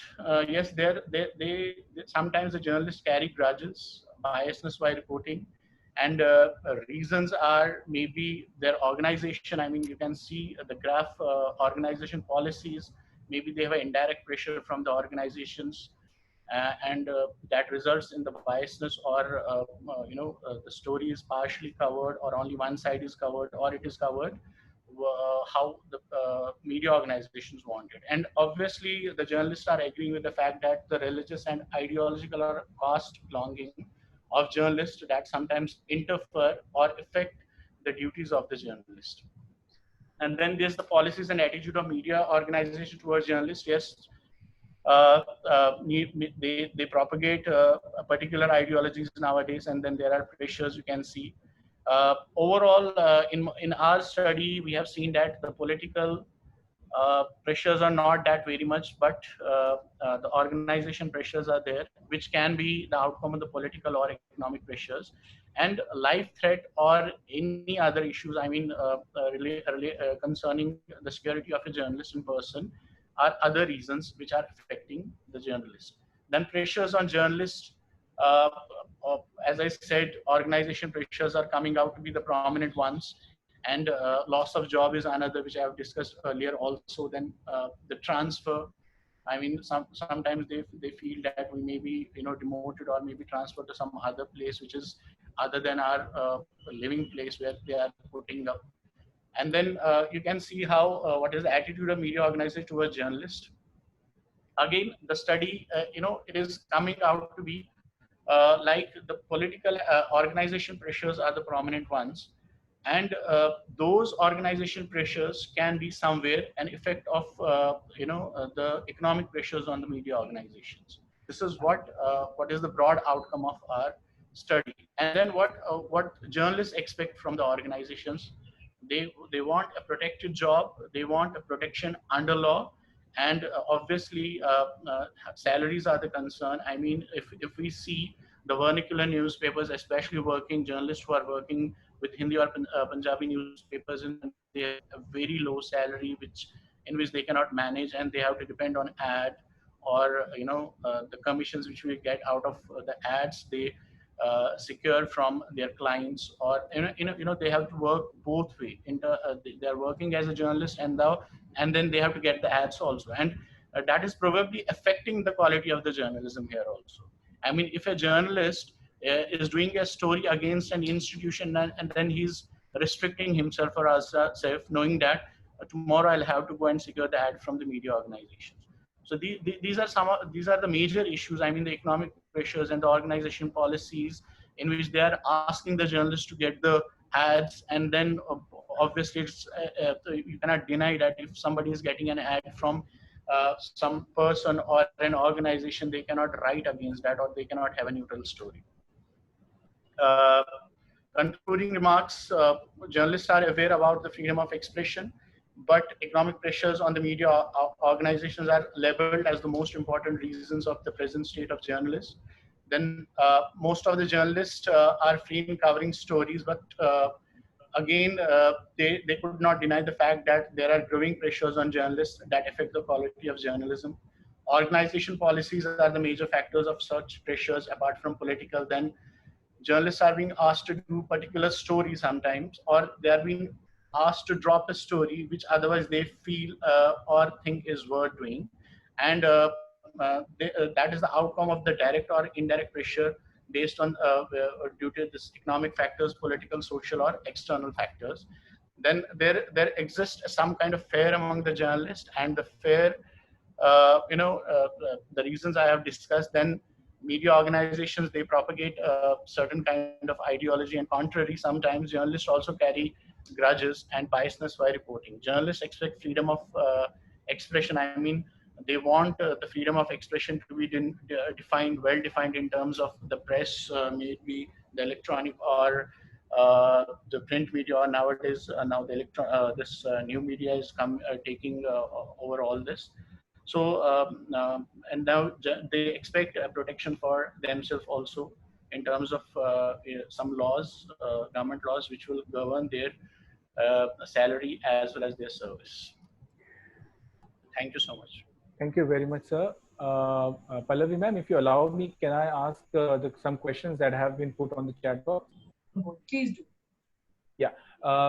Professor Manaswini Yogi ji has asked, what you said about journalists not having freedom of expression and they work under pressure, why do you think it is specific to Punjab? Are journalists elsewhere don't feel that?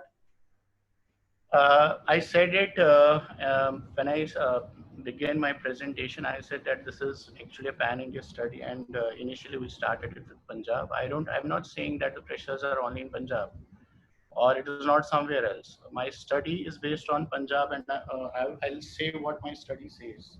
So obviously, if I'll do it on other cities or states also, obviously there are more pressures than what a journalist has in Punjab.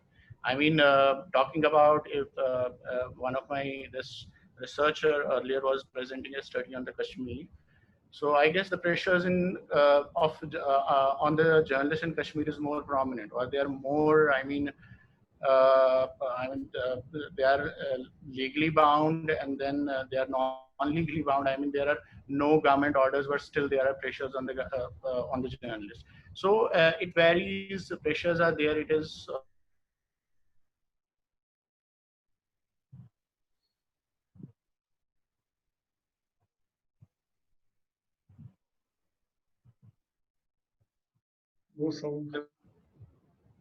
Some connection problem from his end. Any other question? There is no question. I think it's more of a comment from Akriti Taneja ji, who says, thank you, Dr. Nazir, for presenting a wonderful paper such as this one. It was extremely insightful and extensive. We have been hearing and talking about press freedom in academia as well as the media. However, research in this area has been majorly conducted on the basis of secondary literature.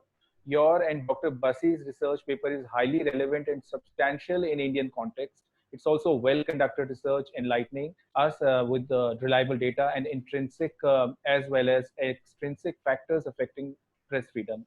Thank you. Will you allow me to add something, if chairperson allows? Please do. Ma'am, actually, as we said, we used a mixed approach, both quantitative as well as qualitative. So we have included the quantitative data only here due to the lack of time, and we cannot, talk about the semiotics of the qualitative data which we got.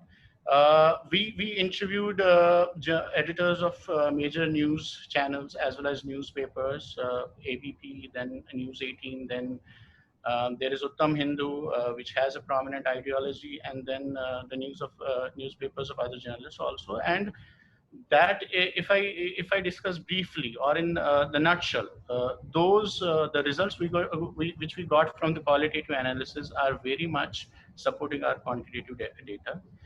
But one thing which we could not get from the quantitative data is also is one thing that I would like to discuss is the willingness of the journalist. I mean, we cannot measure the honesty of a journalist. I mean, sometimes there are pressures on the journalist, but what about if a journalist himself or herself is ready to compromise his responsibility or his profession out of some benefits?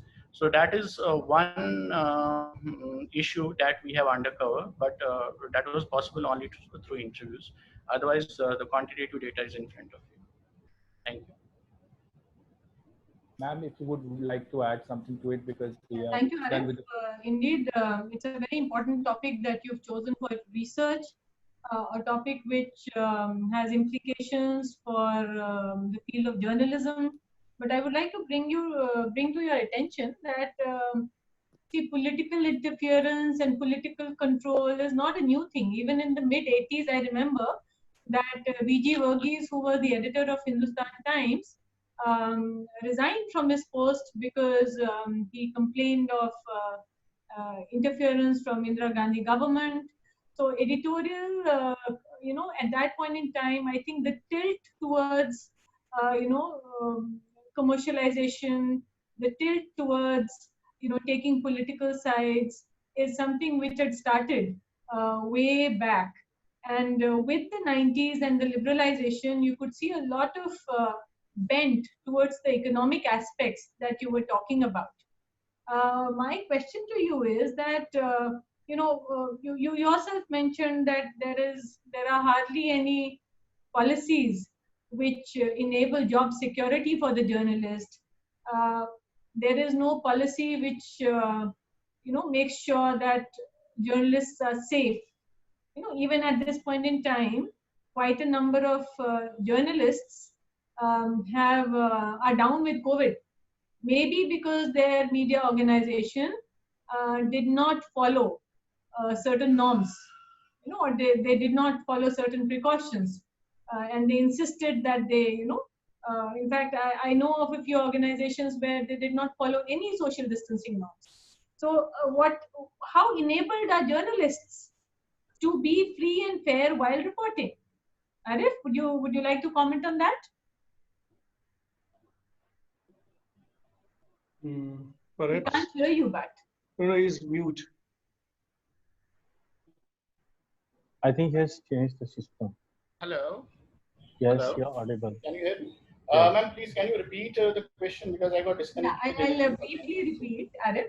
What I'm asking you is that there are no policies which ensure job security for journalists. There are no norms which, the media organizations are asked to ensure safety of journalists. In that case, how enabled do journalists feel, in terms of voicing whatever they want, freely?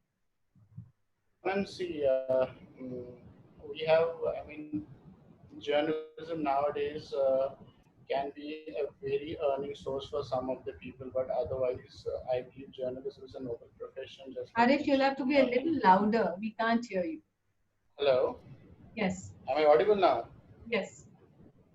Mansi, I personally, we all believe that journalism is a noble profession, and a journalist, like teaching or any other professions, and there are journalists nowadays also these days and who are earning plenty of money, but we cannot compare this system with earning money. In our study, what we try to see, I agree with you that there are political pressures earlier also. We are all aware about that.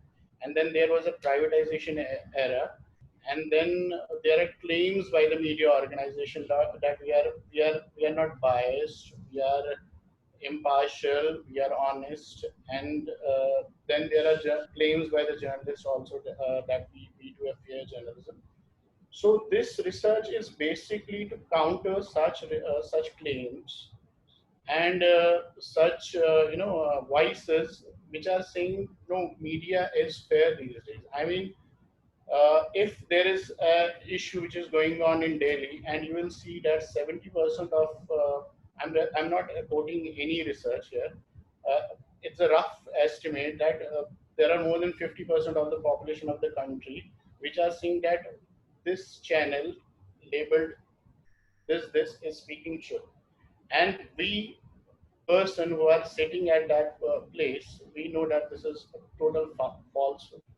So this study is basically to counter such claims or to bring forth what actually journalists are thinking. I mean, my opinion can be that the media, it's very biased. But as a journalist, what I think that is very important. So that's why we took into consideration the journalists only. Otherwise, we would have got the opinion from the audience also. But we have not taken in majority of the research of this kind. You will see that a researcher has taken the audience perspective. But the audience perspective will not work here. I mean, we are two colleagues here. My other colleague, she might be watching Channel X and she lives in Channel X, and I don't agree with Channel X. I feel that Channel Y is very authentic and all that. That's why we have not taken audience perspective. What we have tried to see how journalists feel and what they think about their profession in which they are working. So Right. the other things are also relevant. I mean, there were pressures also, but we are actually trying to counter the claims which say that we believe in fair journalism, and a nation wants to know. Thank you, Arif. Thank you. Okay, ma'am, if you allow me, can we move on to the next presenter now? Yes, please. Okay. Sure, sir. The next presentation is the evolution of brand Modi, by Ms. Swati Goswami and Dr. Jaya Srivastava, APJ Institute of Mass Communication, New Delhi.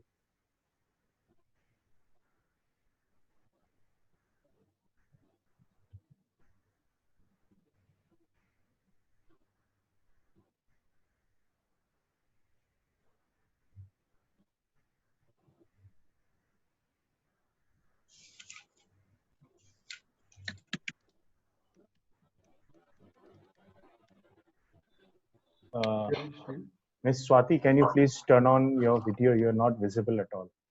Your camera is on, but we cannot see you. Yeah. Can you see me? No, I can't see you, though your camera is turned on.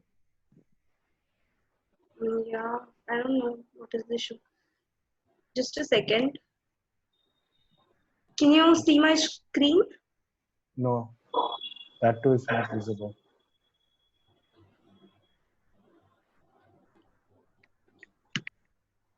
Swati, you might want to check your camera flap, please. No, my camera is on. There's a small light that I can see, but I don't know what is the issue. Your video is not visible. Okay, so since it's not visible, I can start like this only. Would you like to again share your screen once again? Yeah, I am trying.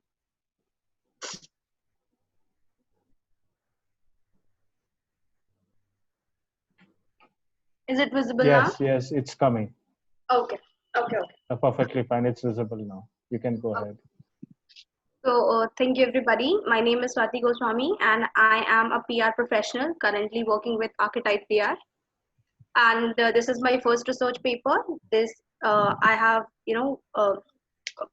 co-written by Ms. Jaya Srivastava. She is the assistant professor at APJ Institute of Mass Communications.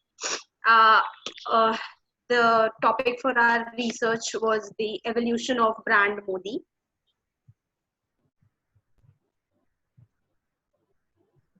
Sorry. Yeah. So the objectives that we were looking, or the things that we wanted to chart in the evolution phase of brand Modi, was the narrative that was used to create the brand, the communication channels that were used, and the visual imagery that was used to create enough brand value. The background, as we all know, the evolution or the development of brand Modi has been marred with, both highlights and challenges.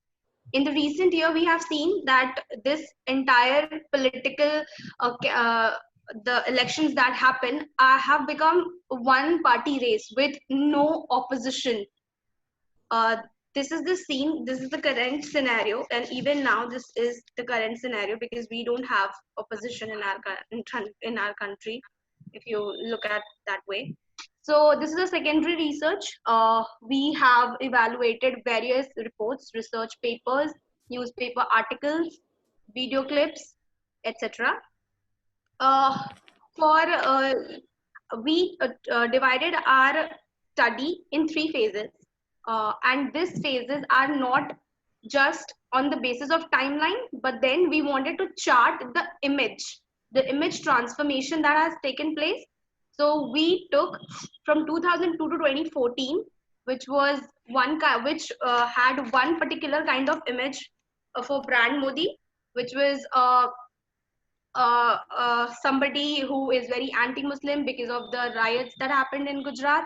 Later, moving on, when he won elections, he was chosen as the prime minister of the country. He became face of BJP, Hindu nationalism, etc. And the third phase, which was post 2019 elections, which was when he won the election second time. What was the change in his image that was seen? So talking about the first phase, the narrative that was used, that Modi became the face of BJP. Usually these type of elections happen and leaders are chosen as the face of of the political party or the campaign. But this was the first time that a leader overshadowed his entire party. Matlab BJP was not there in the scene, but Modi was there. If you imagine, you won't think of BJP but Modi. Secondly, he was promoted with the name of with under the tag of being the beacon of economic growth. He was portrayed as somebody who would bring change, a corruption-free government, development-oriented government, and everything else. So. Next was the just as I told, a development oriented government, which was a sub part of the narrative of Ab Ki Baar Modi Sarkar, which implied now the government will change, now the country will change, now the corruption and the monotony that we had, monotonous flow we had will change. So that was there. If you talk about the communication channels used, social media, heavy, extensive use of social media and social media platforms. So many campaigns like Mission 272 were conducted, and these campaigns were accelerated through constant posting, tweeting, and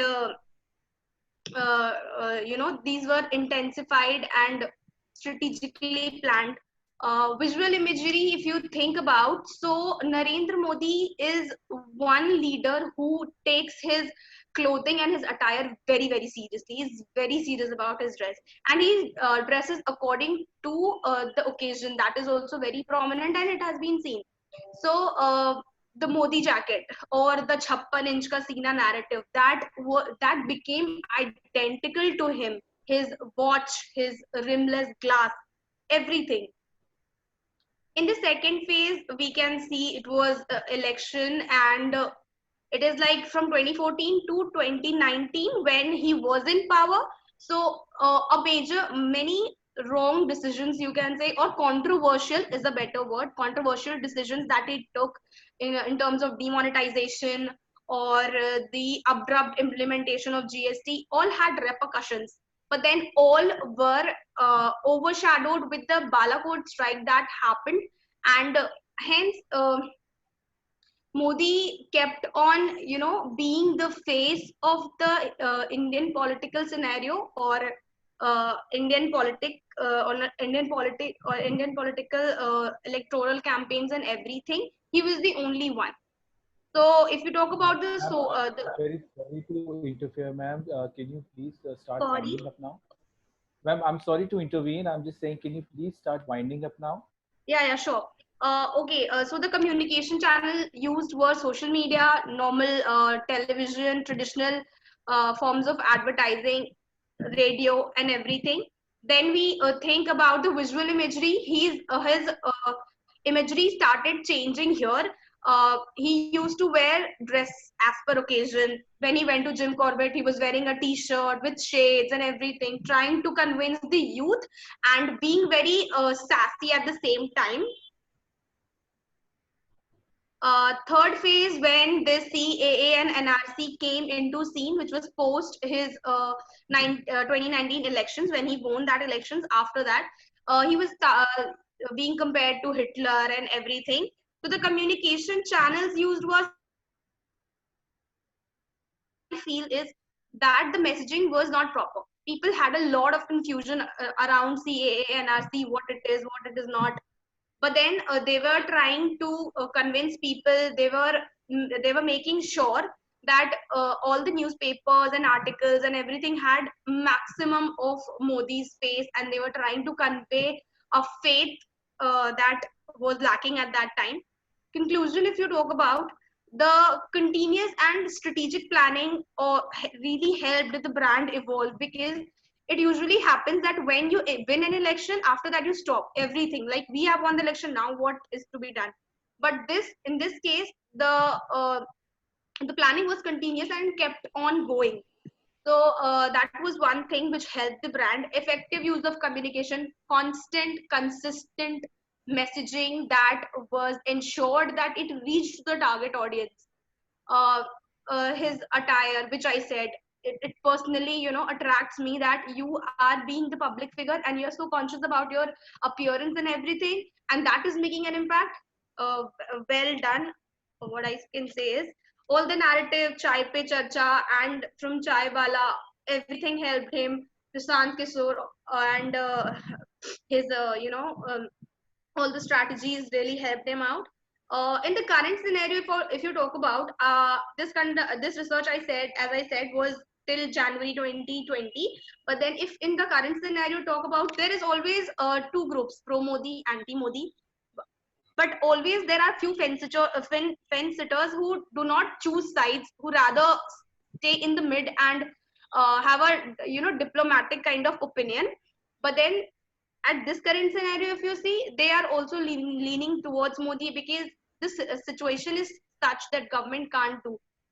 People are criticizing, but then there is a perception that that the situation is not very good and nobody can help this. And that's it. Thank you. Thank you very much, ma'am. Pallavi, ma'am, since there is no question in the chat box right now, I would request you to kindly throw some light on this research work.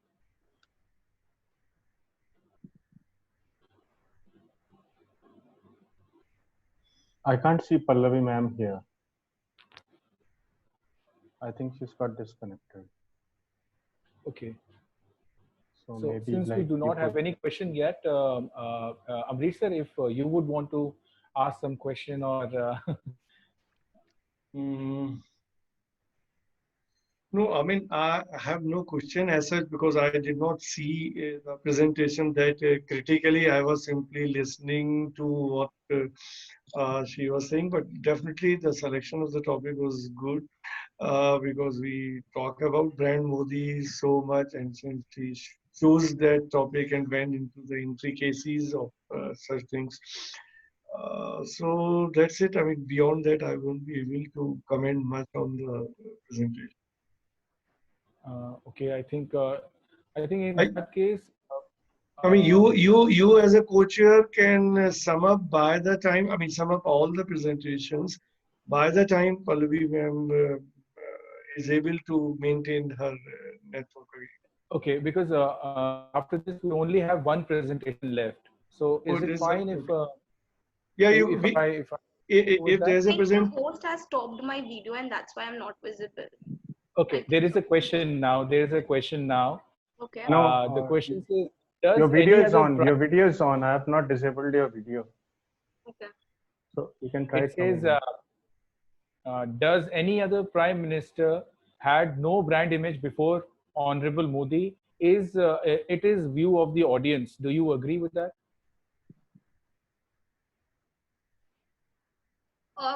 There was brand image. Brand image is also there, but then the kind of image, I wanted to talk about more about what kind of image was being formed.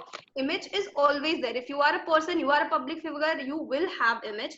But then I wanted to talk about what kind of image that he is having, or the people or the planners are, trying to portray him, and what kind of development was also coming because of the current scenario and everything mixed. So I think that is what I was trying to convey. Does that answer, Ms. Sir? Okay. And then there's one question from Lal Bahadur Ojha ji. He says, what is the relevance of this study? This study actually is done from a communication and marketing perspective. I wanted to show more about campaigns and study and research and the planning, all that was done to form the imagery of a particular brand. And that is it.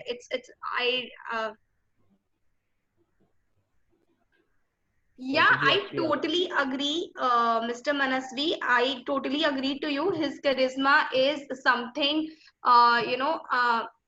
that cannot be compared. But then we need to understand that this has been formed with continuous planning and everything that has, that the strategists have put after him to make this brand such successful one. Okay, we have Pallavi ma'am back with us. So before we move on to the next presenter, who is the final, that will be the final presentation, I request Pallavi ma'am to say a few words regarding this presentation. Yeah, thank you, Pramod, and thank you, Swati, for an interesting presentation. So again, Mr. Modi has had a problematic past. Right? Yeah. So the interesting thing to note here is that he has been able to use social media, particularly Twitter, and the way he has, very, very carefully constructed messages on Twitter, in a manner where he is speaking directly to his voters, I think has played a very important role in not only the fact that he's come to power twice, but also the fact that he is no longer reliable on traditional media for building his image. I think that is an important aspect that one needs to consider, that he is directly reaching out to his target audience. And, he is, as you correctly pointed out in your research, he is using, the way he dresses or the way he addresses. And Dr. Yogi is very correct in saying that he has a certain charisma, which he is, I think, able to communicate very well, but the branding strategy has been important to get him where he has. Yeah, sure, ma'am. I agree to what you are saying, and that's what I pointed out, and also in my presentation, that it was the excellent use of social media or the new age technology that was developing at that stage in 2014. Also, to his tamed the personality that he was having at that point in time, which was due to the Gujarat riot, he chose to be sorry about the incident but not talk about it too much. This was the strategy that Coca-Cola, Cadbury, these people used. And when a Cadbury incident, worm incident happened, Cadbury was sorry about the incident, but then it didn't talk about it too much. It wanted that incident to, subdue somewhere. So this is the strategy that Modi has also taken forward. He is sorry about the incident, but he doesn't talk about it too much. So people have forgotten his that part, and they are now more focused into a nationalist leader who is who has a charisma, who is Hinduvat, who is a game changer basically, who will bring changes in the country. That's what I wanted to say. Pramod, there are questions from Dr. Asad Nizam has also asked. I'm asking. She was answering, so I was just waiting for her to finish. Now, there's a question from Professor Asad Nizam who says, do you think it is a very large study to be attempted by a single researcher? Yes, this is a very large study, and it had a lot of aspects that I wanted to cover. I did cover a lot, but then there is also always a scope for improvement. If I do further research, maybe I can come up with new understandings of the way he has been portrayed in front of the world media and the country media as well. I think country media more than the world media. Okay, there are two questions. I will take one from Akriti Taneja because both of them, they look quite similar. So it says, from a PR perspective, does brand Modi, despite having shortcomings, what role does language play in formulating this charismatic personality, charismatic in quotes, so an identity? Language in what terms is the first question that I would like to ask. Is it the language that the leader is using, or the language that goes into making his persona? If the leader, then obviously he's a great leader and he does talk strategically, thinking about everything, and then pointing out his giving his points out to make relevance. And if you talk about the PR perspective, I mean the planning that goes into, then yes, PR planning has been done after, behind this particular brand. And Prashant Kishore, as I mentioned, he is a very good, very, very good, in fact, political strategist, and he has rightfully made a very nice brand. Well, that similar question was also asked from one of our student, Yukta Prakash. She asked, does the brand image overpower or overshadow the working of a particular organization or person or a party? Yeah, definitely. See, we know that the government has shortcomings, but how much of it come to us? None. I think very, very few. There is nobody who is pointing question. There is nobody who is raising a single question. So what is happening is we are perceiving him in the way he is being shown, and we have nothing or nothing that we can do. So yeah, definitely, imagery is overpowering what work he is doing. So there is always problems with the government. With everything there is problem, but we don't see ki, anybody is asking question or things like that. Okay, Pallavi ma'am, then if you allow me, can we move on to our final presentation for the day? Yes, Pramod and Swati, if you were to add the perspective of political communication, because again, brand Modi cannot be considered in isolation, and it's not just dictated by the kind of clothes that he wears or the kind of oratory that he does, but also you will recollect that there's a lot of the Modi masks, and you will find that there were holograms of Modi, Yeah, and and Modi comics. yeah, so again, the I think the building up of, and the fact that every government of India ad has no other picture but Modi's picture, right? Yeah. So the building up of brand Modi is also one of the subsets of the political communication strategy.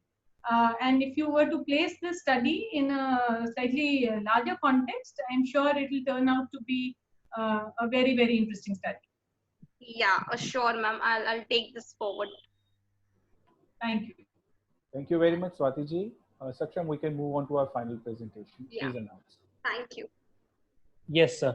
So now we are moving to our final presentation of today's technical session, the topic of which is Vartaman Paripekshya mein Sakaratmak Patrakarita by Rajat Pandey and Deepak Kumar from Dev Sanskriti Vishwavidyalay, Haridwar, Uttarakhand.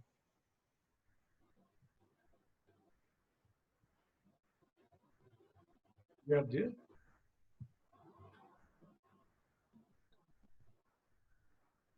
Can you please repeat the names? Yeah, sure.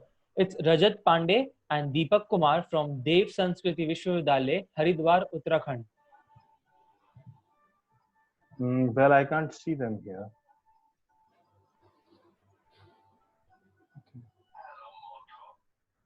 So, Yeah, in that they're case, not there. Both the names I can't find here. Sorry. So, Pramod, we can wind up the session. Okay, fine. So, Saksham, please Yes, you can sir. take it forward now. I thank all the presenters for enlightening us with your views and presentations. With this, I request Mr. Pramod Kumar Pandey, Assistant Professor and Co-Chair of today's technical session, to deliver his vote of thanks. Thank you very much, Saksham, for all the support during the technical session. And I would like to thank Pallavi ma'am for sparing time and giving valuable inputs wherever necessary. I also like to thank Ambir sir and Bala ma'am. And before we conclude the session, I would request Pallavi ma'am to say a few words about her entire experience of the technical session today. Thank you, Pramod. It is always interesting to hear different perspectives from different parts of the country, and getting in depth into a particular topic is something which always adds to knowledge. And I can see that there are a large number of students who have joined into the session. So I just wanted to say one thing, that a lot of them might be starting on their journeys, they might be writing their projects, their term papers. So don't get scared of all that heavy academic language. Don't worry about that at all. I think what you need to be very, very, passionate about is trying to put your point across. Anything original that you have to say will have value. Right. So again, that is something which I'm sure all of you will do extremely well, and write in language that can be understood, because internationally also that is the trend. Secondly, again, just repeating myself that whatever issues are being explored by researchers, if especially researchers who are in the domain of social sciences, most of these issues are very complex issues, and unless they are situated in the context, one loses out on the understanding of that particular complex issue. So again, that's why interdisciplinary research is being emphasized upon so much. And that's all I have to say. Thank you, everyone, for inviting me for this session. Thank you, Amrish Saxena ji, and thank you, Sushmita Balaji.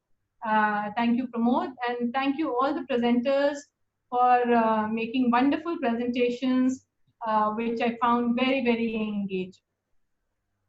Thank you very much, ma'am, for such kind words. I would now like to request Professor Dr. Amrish Saxena sir, our Dean, DME Media School, to kindly say a few words about his experience of the technical session. I think there is no need to make any remarks on the session because Pallavi has already done it. The only thing, I mean, that I enjoyed the listening to all the participants, and if I am asked to make an assessment, this is one of the best sessions. This is the 11th, 12th session.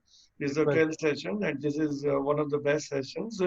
And every participant, every presenter took time in saying what he or she wants to say, and we also were patient in listening to him or her. And then whatever deliberations are expected in any technical sessions, I feel all that deliberations happened. Good questions were asked from the participants. That is what is the success of any technical session. Thank you all. Thank you very much, sir. Now, some words and some words of enlightenment from Bala ma'am, our HOD, DME Media School. That is a nice session, and I think not to say anything. This is very enlightening session. So thanks to Pallavi ma'am, and thanks to all participants. Thank you very much, ma'am. I would also like to take this opportunity to thank Ritvik sir and Sumantra sir, who have been the constant backbone, the technical backbone for conducting this unimaginable, world's first 10-day international digital conference. They've worked day in and day out, and they worked really hard, and whatever we are seeing is an outcome of a lot of the hard work that they have been putting, and also all the faculty members of DME Media School. And also, I would like to take this opportunity to thank our partners, because this ICAN3 is in association, is in, when we have as our partner Deccan University, Melbourne, Australia. We also have our knowledge partner, Adamas University, Kolkata. Also KR Manglam University, Public Relations Society of India, PRSI Delhi chapter, and our media partner, the Policy Times. So I thank you all for that. Also, I would like to announce the best paper presentations for technical session 9 and 10. So I'd like to tell you that the best paper in technical session 9 was the paper by Ms. Suguna K and Ms. Shan Bagam. The title of the paper was Media Exposure on Sexual Crimes Against Women and Its Impact, a Study. For the technical session 10, the best paper was by Mr. Samrit Pal, Dr. Ashish Kumar Dwivedi, and Dr. Mrinal Chatterjee from Indian Institute of Mass Communication, Dhenkanal. The title of the presentation was a study of how localized are the hyper-local digital news platforms, a study of West Bengal focused news sites. Congratulations to both the best paper winners. Now I would like to, formally end the session by Pramod, telling you. I want to, the final thing I want to add, I remember, the tomorrow's session I must tell. So tomorrow morning we have a panel discussion, which is a curate session. It will happen at 9:30 in the morning. That will be the first session of tomorrow. And this will be on the topic OTT platforms reinvention and consumption during lockdown. This session is being curated by Dr. Gauri Chakravarti, who is from MET School of Communication. She is a joint acting head there in the School of Communication, MET University, Noida. And some very eminent panelists will be joining in that session. And the names are Mr. Naresh Sharma, who is the director of Craft and who is an FTI pass out and is an eminent filmmaker and film educator. Another person who is there in the session is Mr. Pankaj Rakesh. He is a former head of production, Metalite Films, Mumbai, an independent filmmaker. Another panelist will be Dr. Anandojit Goswami, who is a professor of liberal arts in Manav Rachna International Institute of Research and Studies. And another panelist is Mr. Vishesh Azad, who is a filmmaker, artist, media educator, and a communicator, and is working with NIFT. So I urge all the people who are in this session to be there at 9:30 tomorrow morning to enjoy this very enriching session. Thank you all. Thank you, sir. For all the information related to ICAN3, you can follow and like our ICAN3 social media, Facebook and Instagram pages. All the sessions of ICAN3 are available on Facebook page and ICAN3 playlist on YouTube DME TV channel. Also, ICAN3 is on LinkedIn, where there are more than 400 connections, which include researchers, academicians, and people of high repute. Some people also like vice chancellors of different universities.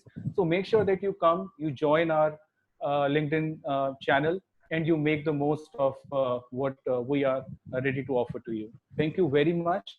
With this, I would like to once again thank Pallavi ma'am, our dean, our HOD ma'am, all the participants, all the faculty members, and Saksham Bakshi. Thank you very much. With this, we come to the end of this session.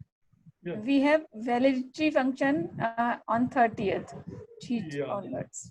Yeah.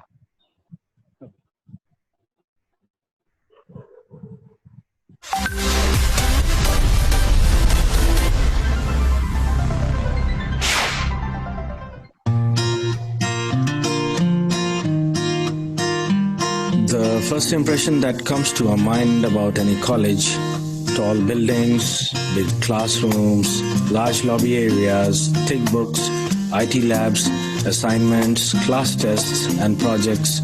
Nothing besides that. Every hour, minute, second spent here help us carving and shaping our persona, cultivating innovative mindsets for the challenging world. Learning is a lifelong process. Sharing knowledge, inculcating values of life, spark the innovative horizons of mind. Fun and frolic is the nature of every nook and corner here. A daily dose of thrill, we are sure to get here.